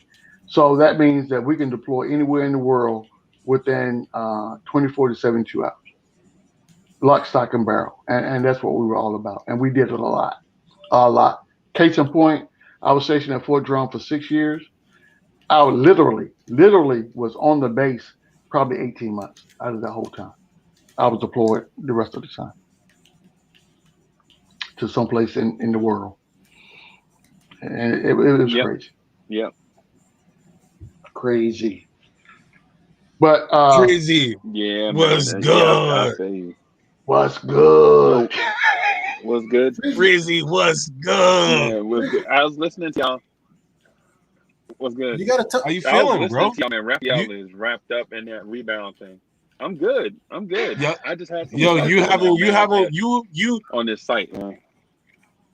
you haven't told us what how you felt about unless I missed it because obviously like you know what I'm saying I had technical difficulties going on like you know what I'm saying and now I'm back and I'm hyped and everybody is like yo bro it's early right now like you know calm down Yeah, pump the brakes bro like yeah. you know Yeah, in the first 30 minutes when we first came on, I was talking about how I was disappointed that the vets did stuff. But I think Alfred Payton played his worst quarter of basketball. I think this probably might be one of Payton's worst games as a Knick. Mhm. And I'm not throwing shade at him. I'm just saying That's there were facts. some things that if he could have done better, if he had a normal Alfred Payton game, I think we'd have won. I'll put it like that. There were some bad right decisions made, and it's because the defensive pressure. So what people don't notice is the Celtics came out with us with the all defensive lineup. They came out with Romeo Langford, Marcus Smart, Jason Tatum, and Jalen Brown. Yep. Right? That's their ball. Their best four defenders, right? And Yep. all of them are elite defenders, right? All of them are elite defenders. You could even argue like you don't even like who's the best defender out of that bunch? You would probably say Marcus Smart based on reputation, but Romeo Langford is right not far behind. You Yep. know what I'm Yep. saying? And Jalen Brown is not far behind. You know what I'm saying? I think the That's right. weakest defender out of a bunch of good defenders is Jason Tatum, and he's a good defender, right? Look at Julius Randle's numbers. Look at Julius Randle's numbers tonight, and it'll let you know that Julius Randle played against an elite. Every switch, every man, every zone defense Julius faced, it had an elite defender in his face, right? Which kind of makes me think that RJ being efficient tonight was a plus. Because Yeah, when you got Mhm. you got Jaylen Brown, Marcus Smart, Romeo Langford, and Jason Tatum on the floor against RJ, man, all what RJ did was impressive. yeah. But It makes it that to much more Julie, impressive. to Julius's credit, though, like you know what I'm saying, to his for his credit, he was. I mean, it wasn't pretty, like you know what I'm saying. But then again, I don't want to talk about numbers like that. But like you know what I'm saying, Right. he's still like you know what I'm saying, like he still got his he still got his numbers, like you know what I mean, Right. regardless Right. of like whatever. But like it's just freezy. I'm gonna be honest. So listen, I'm gonna be honest with y'all. I'm gonna be honest with the chat. I am mad right now. Like, yo, I am mad right now because we've lost so many games that we should have won. That, like, you know what I'm saying? Like, if I was the guy that could pull out the sword from the rock right now, like, you know what I'm saying? I would go ballistic with it right now. That's how mad I am. Like, you know what I'm saying? Like, you know what City, I mean? Like, City want I would Excalibur. be, yeah, yeah. If I was the guy that could pull out But the Excalibur right now, I would be spinning in circles. Everybody on my block right now would be like, yo, why are my tires flat? What happened last night? Like, I you know got what I'm saying? Because it would be because of me, right. because I was spinning out Oh of my control, god. because I'm mad right now. Like, we winning we losing too many games that we should win, yo. Like, you know, like, come on, man. I got a question for Oh my Freezy. God. Freezy, finish. I got a Right. question because I want to hear the story, Freezy, about how you almost the Nick because City for Real wanted to draft Tyrese Halliburton. Can you tell them the story how you almost was going to jump out the window head first if we drafted Tyrese Halliburton? They Yo, thought that I I'm was telling kidding. you. I'm telling you, Tell- man. Yo, I'm telling you, if the Knicks would have drafted Tyrese Halliburton, I would have jumped out a plate glass window. It's Hey, y'all true. I remember? Y'all told remember? Y'all y'all. remember? Y'all I remember the told old y'all. cowboy movies? Y'all remember the old cowboy movies Yep. where like the drunk get thrown out the plate glass window? Yep. You know, out the bar, out the saloon. Yep. Out Yo, the I'm saloon. telling Yep. you, if we got Tyrese Halliburton, I swear to God, I'd have jumped out a plate glass window. I'm telling. And I Right, told them, right. Freezy. Because the thing about it is, we already man. Listen, oh my God. I told them the Knicks didn't draft Tyrese Halliburton in order to save your life.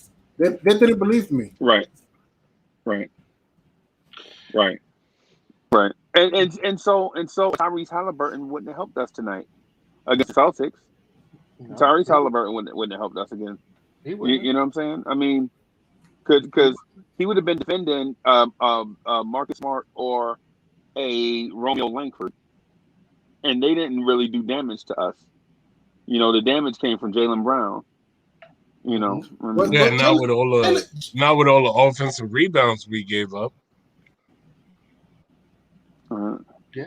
We yeah, did that. Jalen Brown is going to do well. First yeah, of all, man. Jalen Brown is going to Jalen Brown is going to do what he's going to do, Freezy. So you can't, that's not something that I'm surprised about expecting Jalen Brown to do what he does. But we did have equally RJ Barrett was giving it to him right back. So it's not like RJ Barrett wasn't having a great night to go with his an efficient 29 points and Well, 5 rebounds. you need somebody to Man, and disrupt RJ Jalen Barrett Brown's hit. flow.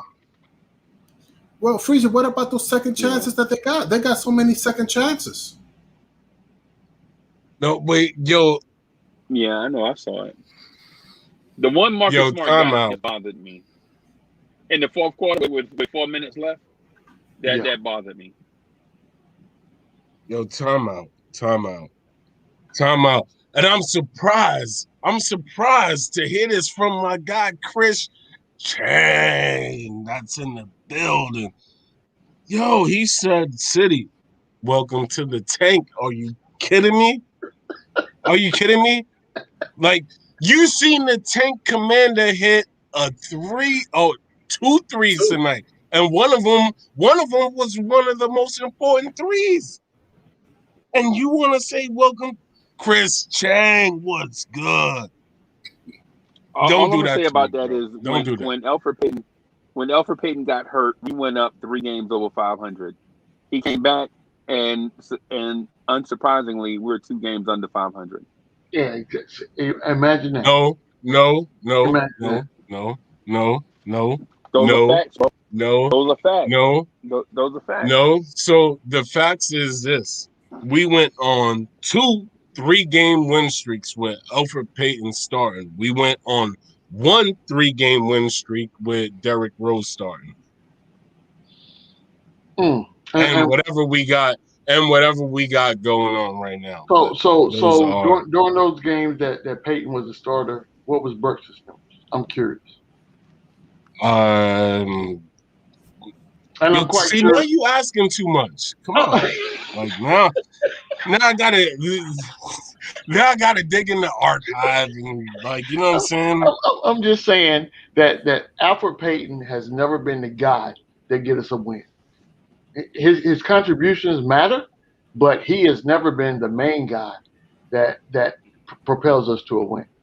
That's not his role. That's not his role. It's not. Let's be honest. Yeah, no. He has a role to play, but he is not the main guy. Look, Tibbs is not going to go to the bench after a timeout and say, Alfred, this is what I need for you to do to get us the win. That conversation is never going to happen. What he's going to say is, I need for you to go out there, play defense, not commit a foul, and if you can get to the basket, get to the basket. He don't even tell them to pass. And that's evident by the amount of assists he has per game as a point guard. He probably averages 3 assists a game. And I'm probably being generous there. But then again, he averaged more than that last year. Like, you know, I mean, come on, man. We can pass on the grass. Like, you know what I'm saying? We can pass on the grass. We can move on from that because, like, you know, the Alfred Payton talk is just like, you know, like, nobody likes the guy. So. Well, I'm not saying I don't like the guy. What I'm saying is this: he's on the wrong team right now. What he's doing right now, we have him here because of necessity. Because hey, we need him to contribute where he can contribute. I would just like for it to be like the rest of the Knicks, more consistent, and you know, maybe we can, you know, move this train down the tracks. But you know, everybody had a bad game tonight except for RJ. RJ was the only Knicks player that had a good game. Everybody else was struggling. Even Randall. Randall's game was if you look at his stats, you could be low. If Alfred Payton looks off RJ Barrett one more time, if Alfred Payton looks off RJ Barrett one more time, I swear to God, I'm gonna jump through the TV and put my fist on Alfred Payton's nose. If he look off RJ Barrett one more time, you gonna look up Alfred Payton. Who are you to look off RJ Barrett? Who are you, Alfred Payton, to look off RJ Barrett? Dude, so Freezer, you noticed that, huh? Ridiculous. Yeah, and Julius But Randle, I swear to God, Julius. And I heard Jonathan. I heard Jonathan Macri say it this morning on his podcast, and he is absolutely right. He was like, "Yo, when Alfred Payton looks off Julius Randle legit looks like he could just walk over and put his fist on his eye." You know what I'm saying? Absolutely. Like, Alfred Payton, who are you to look off Julius Randle and RJ Barrett? Like, nah, bro, I'm gonna get mine real quick. Oh my God, are you serious? Are you serious? And the crazy part about it is he still gets minutes. So somebody's okay with the way he's playing ball. I'm just saying. It's out of need. He's the starter. He the starter in theory. They like legit let him come in and play, play the first few minutes of a quarter, and then they take him out and let everybody else do their thing. Yeah. They do the same thing for the third quarter too. They come in, they let him do his thing. and then they take him out, and you don't see him no more. And you notice we had and City, you know this. If you saw the game, the Knicks had a 5-point But lead in the fourth quarter. They bring in Alfred Payton. The first thing that happened is they hit a 3-pointer on us, cut the lead to 2. Right? We go yeah, back and forth. We go back and forth, give and take, give and take. What's the name? A man go to the free throw line and hit 2 free throws, cut the lead to 2. They come back down and hit a 3, and we cut the lead to 1. They come back down and hit a 3. They have a 2-point lead, and we never regain the lead. Thank you, Alfred Payton. You Yeah. are the elf of Doggone Wolf Street. Elf Street. Thank you, yo, come on, man. Listen, Wolf of Elf Street. listen. If it wasn't for my guy, and I'm gonna say We had a it because I 5-point lead. always say it. I'm gonna say it because I always say it. If it wasn't for my We guy, had the a Elf of 5-point Wall lead Street, when he there was was at no the reason. table. When he was at the scorer's table, getting ready to come in the game, we had a 5-point lead. On the floor. If Tibbs would have called him back from the scorer's table, we'd have won this game. We had a 5-point Yo, lead in the fourth quarter.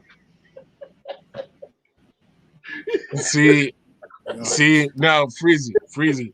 I don't know. Did you send that box out today? Did you send that box out to Hoodie Kev? Did you send that box of the Nah, he won't send me. He won't send me knocked his PO cereal? box. Did you send it out yet? He won't send me his PO box. No, Because I don't know if you dipped into it yet. Like, you know what I'm saying? Because if you dipped into it, like, listen. The guy, yo, come on. We can't even blame this loss on that, man. Like, you know what I'm saying? Like, come on. Like, knock it off. Yo, bro. Dog, he a The guy loser. actually hit a shot. He a loser. Listen, but he actually hit a shot to put us in a position. He did not. He did not No, hit a shot he did to not put hit us a in a shot in this position stretch. to be able to tie the game. Did he not do that? Tie the game or win the game, whatever you want to call it. So Mr. Payton is Well, this what right I'm here. telling you is he is what I'm they just call. saying that's what he did. He's a bad luck charm. He a bad luck charm, dog. He's a bad luck charm. So you saying he he's the rabbit foot, not the rabbit foot, the rabbit foot on the keychain? No, he's a bad luck charm, dog. He's like he is like. As soon as they saw him at the scorer's table, Julius Randle's shoulders slumped. Like, oh man, we lost. And how late? How down the stretch? How down the stretch? You don't want to give the ball to a red hot R.J. Barrett. Freezy, I got a question, Freezy. Raphael, you know R.J. Barrett. You know R.J. Barrett was 5 for 5 for 3, right? Mm-hmm.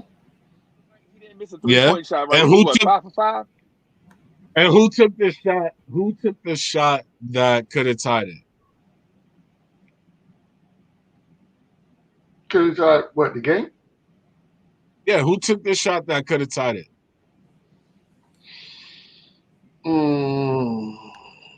Alec Burks. Like, you know what I'm saying? Well, But we're not going to talk about that. Burke should have been shooting. But we're not. But no, we're not going to talk about that. It's not like Alfred Payton took the shot to try to tie the game.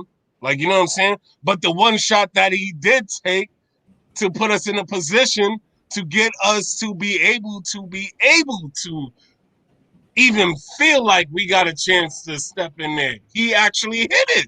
Like, come on, give the man his props. He actually hit that shot. Like, why is it so hard to just say, yo, you know what?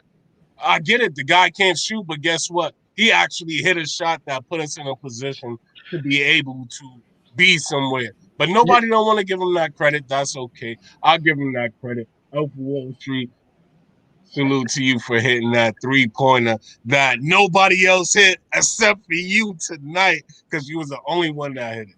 Although it wasn't the one to win the game. But So yeah, he's the Alpha Elf Street. What is he? He's the what is he? The Alpha Elf Street? Man, come on, dog. Come on. Hey, Freezy, Come on, I got a man. question for you. When you finish, when y'all finish, I got a question for you, Freezy. So, City, oh, But good. Freezy killing me right now. So, what I would say is this: Peyton did hit a shot, right? He did, but that doesn't take away from the several plays that he fouled up that had us in a position that where we shouldn't have been in the first place as the point guard.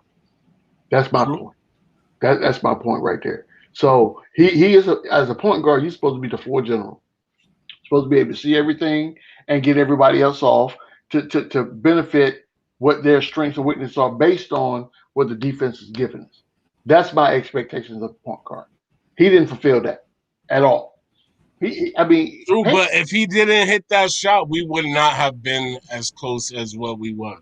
you're right, Had he but would have been, had he would have missed that shot, had he would have missed mhm, that one shot, regardless, he hit it. But had he would have missed that one shot, yep. regardless, listen, he's getting smeared already. Yes, Even though Bro, he hit bro, the it's a shot, 10-point even swing. though he hit the shot, It's a so 10-point what? swing. The dude, before he came in the game, and listen, and I never heard NBA microphones pick this up before, but when the Knicks, when other four players saw Alfred Payton at the here we score go. table about to come in, Here we go. yo, you can hear everybody sucking their teeth. Yo, for real. Yo, I'll tell you what. I'll tell you one thing I heard too from the microphones is y'all I don't know. I think it was like the second quarter or whatever. I think it was the second quarter when I forgot who it was on Boston, but they had quickly down low. And if I could if I know people's voices, I could be wrong, but I heard Obi saying, "Get out, get out, get out!" Like you know what I'm saying, and quickly ran over to cover whoever it was that he went to cover, and Obi stepped up and played whatever type of defense, but nobody said anything about that. But then again, maybe I'm wrong. It couldn't have been Obi's voice, but I thought it was Obi telling quickly to get out, because there was a mouse in the house. Like you know what I'm saying, and he was there. Hey, Oh Like Freezy, you know. Freezy, Freezy, can I ask you a question? Freezy, my whole thing is, I think right now the whole team needs to start rebounding because you can't depend on Taj Gibson or Nerlens Noel But this is to two games. rebound. No, come on, man. This is 2 games. This is 2 games that we just got obliterated on the rebounding, and this is only 2 games. 2 games, like legit, like where we just got obliterated. It's only been 2 games. Like My you know whole what I'm thing is saying? Like it gotta be a team thing, just like it's team defense. The whole team is playing good defense. The whole team got a rebound. I don't even know. I'm starting to think like I, I think I think Tibbs sort of is expecting the whole team to rebound together. I'm starting to have that. Maybe I'm making an assumption, but it's a theory that's in my mind right now. Like maybe because I don't. When I see Mitch, I don't think 15 and 15. I don't think when I see Nerlens Noel, I don't anticipate 10 points and 10 rebounds. I'm like, you know what? Maybe with this Tibbs Tibbs system, maybe it's just better if the whole team boxes out and rebounds and plays defense, and then whatever we get on offense is whatever we get on offense. So I think that the team understands that we are in a rebounding pit. Situation. Yeah. So that's why they went and got Pele, right? So what they didn't anticipate is him hurting his finger the first night out. They didn't anticipate that. And then they went and got this other guy, Henson, and he's in whatever protocol he's in, so he wasn't available to play. So at the end of Yeah, the day, what's up with that dude? I don't know. I have no idea, no clue. But at the end of the day, what the Knicks have to realize is you go to battle with the people that's on your roster. every day, all day. So you have to figure out how to best utilize those personnel to get what you need to get out of game time situations. And to your point, Ralph, I think that you know what you're talking about right now is basic basketball. I said that earlier, right? So when you're a shorty and you first learn how to play the game of basketball, they teach you to put a body on somebody, right? Box out so you can get the rebound. Whether it's under the basket or it's a long rebound, you put a body on a man, regardless of what defense you're playing. You got to know when the ball leaves the shooter's hand. Your job is to box your man out. Period. Put a body on him. So if the ball comes to you, it comes to you. But it is what it is at this point. I don't rebounds were a catalyst into both these losses. We were out rebounded for sure, but that's not the reason we lost the game. We lost the game because of turnovers, missed free throws. Again, rebounds had something to do with it, but we just couldn't execute our game plan because the teams that we were playing had us out of sorts. That's the bottom line at the end of the day. So you got to figure out how to fix that. Yeah, listen, I agree. I would say, like, you know what I'm saying, like in the first half, the way they dominated us on the boards, bro, was ridiculous. Like, you know Yeah, what I'm saying? yeah. It was. I would say if you were a rebounding guru, if you was Dennis Rodman right now, and you were a coach on the New York Knicks, like, you know what I'm saying? All of Yeah. your piercings, you would be rebounding. How they rebound? Come on, like, yo, are you serious right now? Like, what are we doing? Like, you know what I'm saying? We gave up how many? I forget. Was it how many offensive rebounds did we give up in the first half? I know it was 11, over 10. 11, 11. Like, you know what I'm saying? Or whatever. But, like, you know what I'm saying? Like, yo, come on. Like I said, yo, if Dennis Rodman was a coach on our team right now, he would have no piercings. None. All of them would be out. Like, you know what I'm saying? And if he got 10 of them and we got, yo, if he got 11, like Ralph said, Mhm. all 11 would be out because after every one, he would be like this, ripping them out. Like, Oh my come God. on. What? That's just way too many, yo. That's just way too And, many. And and, it hurt us in the first half. and, It really did. City, to your point, to make a quick point, um, other teams catch on. Other teams want to win. So people, Well, we teams study other teams, and if you're consistently losing because you're getting out rebounded, well, guess what's the game plan against you tomorrow? I mean, the next game. Well, I would say that if you have the personnel to be able to accomplish that, kudos to you. But the most Mhm. efficient thing for other teams to do against us is play zone. That's where they make their money at playing zone. We are proved time and time again we are horrible against the zone. Horrible because we don't have consistent shooters on the team at the end of the day. And to break a zone, that's what you need. You need somebody who can shoot the ball. So if just say for instance, if Boston plays zone tonight, and then looking at the performance we got from Bullock and Peyton and Burks, other than RJ and occasionally Randall, where's the offense coming from? Where? Nowhere. Well, Burks can be sometimes has his days, and lately, Sometimes and, I don't need and, sometimes. I don't need sometimes. I need for him when he laces them shoes up and steps out on the court. I need for him to give me at least 15 points a night. At least. I'm not asking for a lot. 15 points? Can I get that from an NBA player? I mean, I don't think that's asking a lot. I mean, you could get it, but consistently is debatable. Yeah, I need consistently. I don't need it every third night because I'm telling you, if he had 15 points a night, we'd have won the game. We'd have won the game. Go ahead, City. Yo, time out.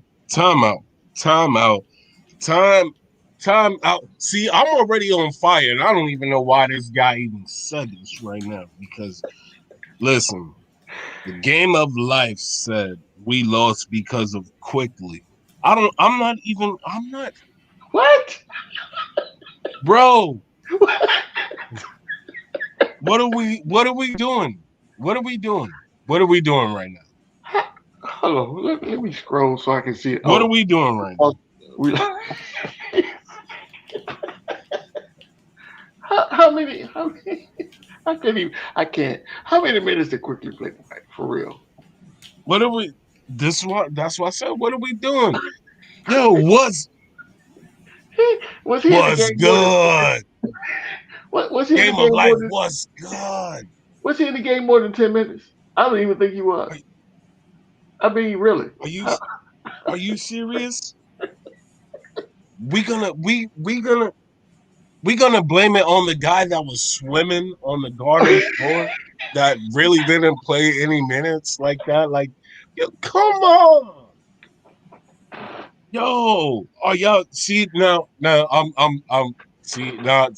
about to get in my bag because y'all already know, man. I love the people, man, and I don't even wanna no, you know what? I'm Yo, guess what? My chat people, I'll see y'all down there. I will address y'all 5 shortly. points, Like, you know what I'm one saying? rebound, Just because of what that plus man just said, and I'm plus 3, and not minus. gonna say no names. He played 13 minutes. I'm sorry. He played 13 minutes. Shout out to Just Justin because of L. him, though. Shout out to Justin L. He said quickly had 5 points, one rebound, 2 assists, 50% from the field. He was plus in plus or minus he was +3, and he played 13 minutes. So I mean, I don't know how that translates to we lost because of quickly. I really don't.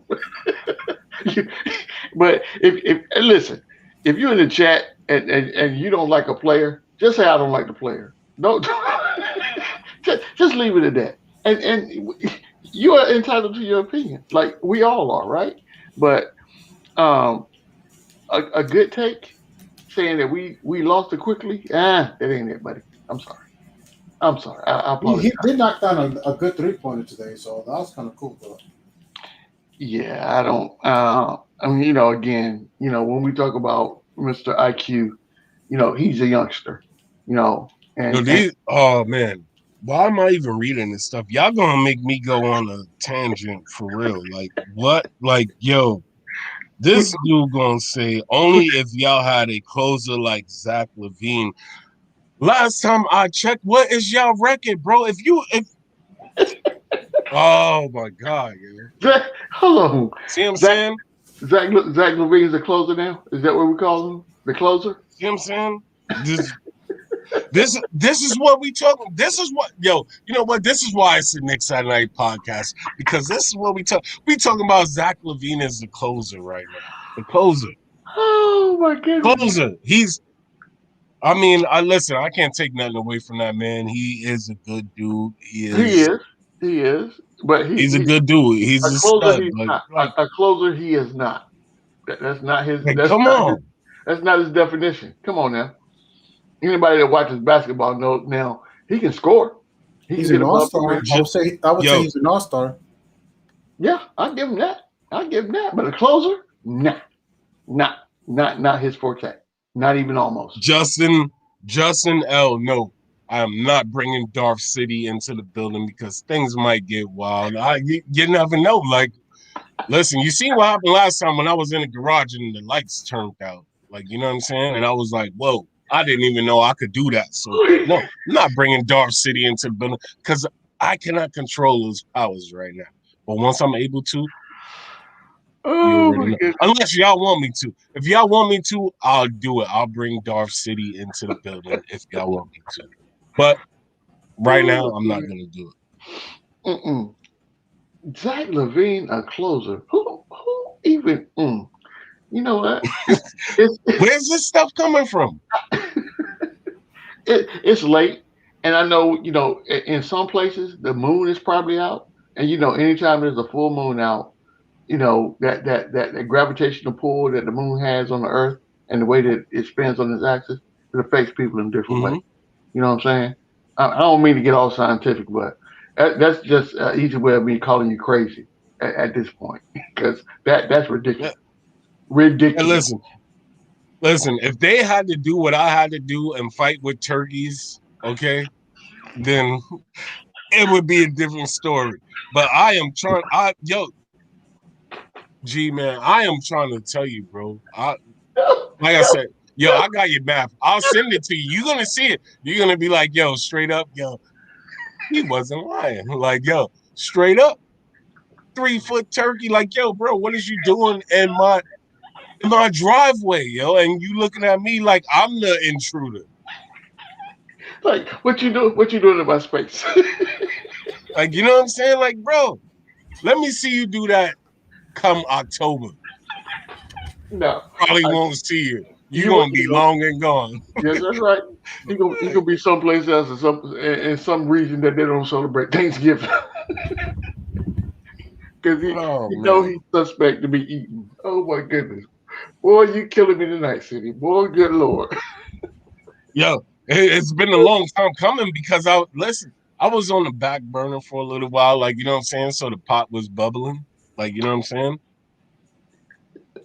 And now it's like one of those lids that you put on and it doesn't have the hole in the lid, so it just starts boiling over, and then you start seeing the smoke, and you like, yo, what's going on with my rice over there? Like, oh, like, nah, yo, listen, man, I am here now. I am here now, and I am here tonight, and it Oh is my going goodness. down, man. It is going Mhm. down. My chat family, what is good? It is going down, man. I Let me hope see. y'all Let me okay. see. Who's SSB in Talk there?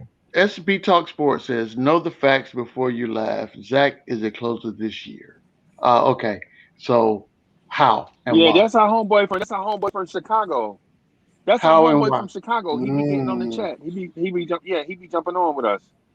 Yeah, I, yeah, you I, know I'm, what I'm saying? So he be I'm jumping I'm on. He trying be to jumping figure out. on with us. But you know that turkey wouldn't have been in the You driveway seen if the we picture, wouldn't have been Freezy? talking about the Elf for Elf Street. I saw it. Yo, I saw it.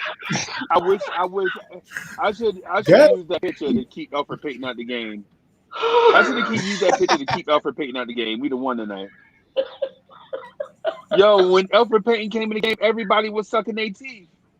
Yo, the Knicks was legit sucking their teeth when Alfred was walking towards them, man. Oh my They god! was like, "Oh, here he come." Look, it's so like you trying to say, as Freezy. Freezy was saying, you trying to say they saw him coming in and they were like, okay, the Hold on. tank commander's here. Hey, Freezy. I know it's unpopular, but what are the chances Leon Rose brings back Alfred Payne next year? ah ah. Yo, he coming back. He a Nick. You know, once a Nick, always a Nick. You know he Yeah, he coming according. back. You know he coming back. The We chance is we one still hundred percent he coming back. So, we still we still paying people that ain't even on the roster right now. Hmm. Imagine that. They gonna give Alfred Payton a 2 year deal. They gonna give Alfred Payton like 2 years, 12 mil to come back. I think it. I think if they bring him back, it's because of his rebounding. I think Tibbs' game plan is you gotta defend, you gotta rebound, and Alfred Payton's reputation is to be a rebounding. I don't even want to say point guard. I would say a rebounding guard. I would say that. But the problem is he's playing a point guard position. That's my whole problem.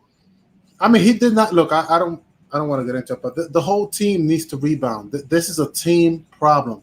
Just like defense, the defense is good when everybody's defending. The rebound is going to have to go the same way. Everybody has to do. You can't rely on Mitch to rebound like that. Nerlens Noel, and even worse, Josh Gibson, who's like 35. This team, the next game, what I anticipate is, I mean, shout out to Alec Burks for getting 8 rebounds, but everybody around, if I'm Tom Thibodeau, I'm making sure that Alfred Payton has 5 rebounds, just like RJ.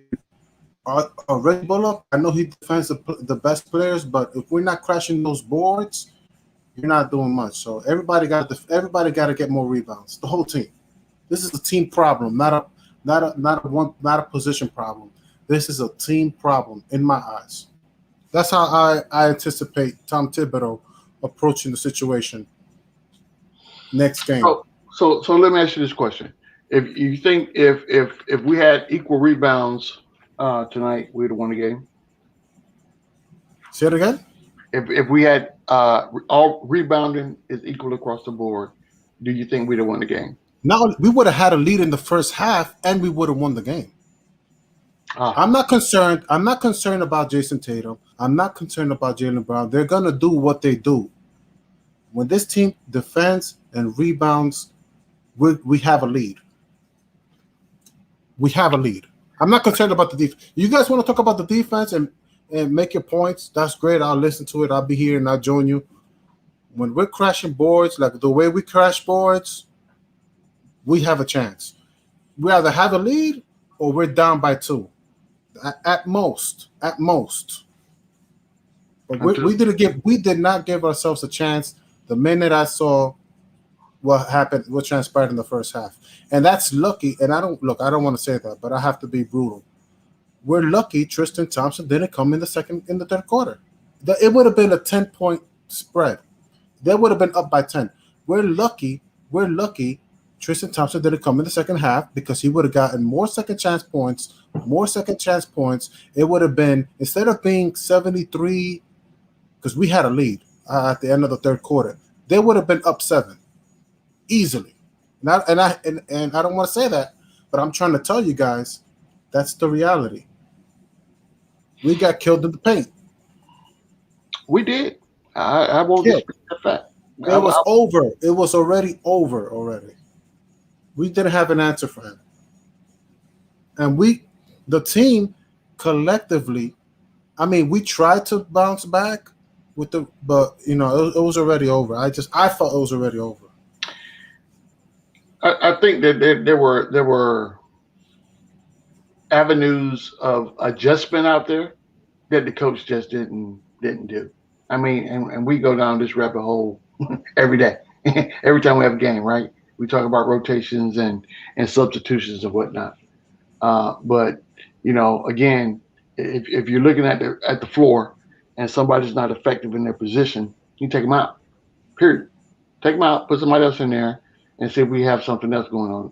Tibbs watches practice every day, so he knows who's capable of doing whatever in the scheme of whatever the game plan is supposed to be. And at the end of the day, when guys aren't producing, I go back to, when you talk about the production from these guys on the floor tonight. You only had 3 people out of a 10-man roster in double digits scoring. 3 out of 10. That's not good. And no, I don't care how you slice it. That's not good. Period. So, if you give me 2 other players and put them in double digits, we could have won the game. Rebounding aside, and I understand your point, Ralph. But I'm telling you now that if these guys are producing the way they're supposed to produce, we'd have won that game. In my eyes, we should have won it. We should have won a bunch of games that we didn't win right now. And you know what? It's got me feeling some type of way. I'm in my feelings right now. It's got me feeling some type of way because there's no way that we should keep losing these games, man. Like, you know what I'm saying? Because we be right there. Like, this is what I be talking about the teaser. Like, you know what I'm saying? Like, yo, we want our team to be good, and our team is okay right now. But y'all teasing me. Like, you know what I'm saying? And I don't like that. I do not like that because, listen, if y'all teasing me, sooner or later, I'm going to be expecting wins. Like, you know what I mean? True that. I'm going to be expecting wins because of what y'all doing. Because of what y'all doing. I agree. Not because of what I'm doing, because of what y'all doing. Like, you know what I'm saying? Like, you know what I'm saying? Like, I bring the light up hat all of the time. Well, not all of the time, but you know what I mean. Like Yeah. when it calls for it. Like, you know what I'm saying? And y'all teasing me right now. Like, y'all playing with my emotions. I get you. I get you on that point right there for sure. For sure. Don't do that. Don't play with my emotions, man, because hey, nah, see, listen, man, I'm about to get Darth City in the building because this is about to go down. No, no, we ain't gonna do because it's kind of late, so we ain't gonna do that. We ain't gonna do that. We good. So We good. so I'm you good. know, I, Yeah, I hey, so was y'all listening. want to? So hey, yeah, so I'm gonna hang out like I just want to hang out like 3 or 4 more minutes, man. I'm gonna wrap up in a couple of minutes, man. I just wanted to come through and say, man, I appreciate y'all, man, for hanging out and all that stuff, man. You know what I'm saying? Sure. The Alpha Elf Street. What are we calling him now? What are we calling Alfred Payton? The Yeah, I've been saying it, what are man. we calling Alfred Payton? We call Yeah, I've been saying it. I've been saying it, and everybody hates me for saying it, but I'm gonna okay. keep saying it, and I'll say it again. It's the Alpha Wall Street. And it's a cool nickname. So y'all can't even front like it's not a cool nickname just because the guy sucks. It's a cool Wall, nickname. His Wall name is Street Brand. Alfred Payton. His Wall name Street is Alfred Payton, okay? Brand. No, the Alpha There's Wall nothing Street. wrong with giving him a cool nickname, the Alpha Wall Street. He just Bro, got the to live dude, up the to it dude, now. but the dude, but you had a guy knock down 2 3 pointers in a row, right? And you want to come back down court, see him wide open, and look him off it and go in the other direction, right? So it got me thinking, like, okay, so my man knocked down two threes in a Wall row. Street takeover, baby. I see that. I see that. I see that, man. I noticed that. It's definitely some kind of takeover. Oh boy. You know what I'm saying? My man hit 2 threes in a row. You come down the court, he wide open in the corner. You're gonna turn your back to him and go to the other side of the floor. You're gonna Yep. kick out the Reggie Bullock. Yep. Right? Okay, I got you, dog. I got you. I got you. You know what I'm Mm-mm. saying? I'm asking what's really good when stuff like that happen. Yo, why'd you You say know? that name, Yeah, and Freezy? like Freezy. Long Why'd you Island, say Long that Island name? Sound one, legit What Southern. name? Long Island Sound one. He summed it up. He said Boston was trying to hand us the game several times, and then we kept giving the ball to Alfred Payton. Alfred Payton don't know how to win. Alfred Payton was like, I know this kid RJ Barrett is 2 for 2 from three, but I want to get Reggie Bullock the ball. Yo, say that again, Right now, Freezy. yo, Say because that again, I Freezy. ain't gonna Because I say know Kev is I'm somewhere not gonna right now say I'm swimming not gonna like. say I'm not gonna say RJ Barrett would have scored 40. I'm not gonna say RJ Barrett would have scored 40 tonight, but RJ Barrett scored what did RJ Barrett score? Like 29 on what 14? 29. He had 29 On, points. Mhm. on how many shots? Oh, I have to look and see. What was the shot percentage? It wasn't Oh, as bad as everybody else's, that's for sure. Yeah. Yeah, my man RJ. scored 29 on like 14 shots. It wasn't that many. Right? His And percentage. yeah, yeah. And Julius Randle took what 23 shots? He had more than RJ. That's for sure. Yeah, yeah. What are we doing, Raphael? What's happening? Why you looking up RJ Barrett? You know, I told you, Fritz, I didn't see the I mean, fourth I quarter, know. man. Unfortunately, but I gotta say, but all I can say is I like the way RJ's playing. I did see the stat sheet. Alpha Payne did go 2 for 2 from three. I don't know what's. I gotta see the. I gotta see the fourth quarter. I mean, that's an but anomaly. in terms of like the whole team, I'm just upset that the team lost and how they're losing, and they're losing. They're losing on. It's not. I'm not concerned. I mean, you guys made good points about the offense, but I'm not concerned with the offense, and I'm not concerned with the defense. Um, it's the rebounding. We don't have a chance to win these games if Alfred Payton only has 2 rebounds. I need Alfred Payton to. He's a career almost 6 rebounder per game. I think he is like 5 or 6 rebounds. I think if my memory serves me correct, and bro, I'm just focused on the next game, man. On to me, my mindset is on to the next game. How is this team? This team is the best top five defensive team in the league. In order for us to have a chance, we don't have the best offense because we're not consistent enough. We have good, decent role players, Alec Burks, Reggie Bullock, who's part of the Big Five. Uh, but and shout out to Nerith Wall. He caught an alley oop. I was happy about that alley oop he got. But at the same time, I'm just concerned, Freezy. I'm like, yo, man, how are we gonna with what's that kid's name? John Henson and Novell Pell. How am I expecting this team to rebound in order for this team to have a chance to win? Because it's not. I agree, like some of your points about it's not just rebounding, but it had a lot to do with it. It had a lot to do with it. When they have second chances, Freezy, even a bad team could beat us now. A bad team who has a good rebounding center could beat us right now, despite our good Right, defense. man. I'm gonna wrap up right here, man. I'm gonna holler at y'all. Hey, yeah, check out the next morning drive.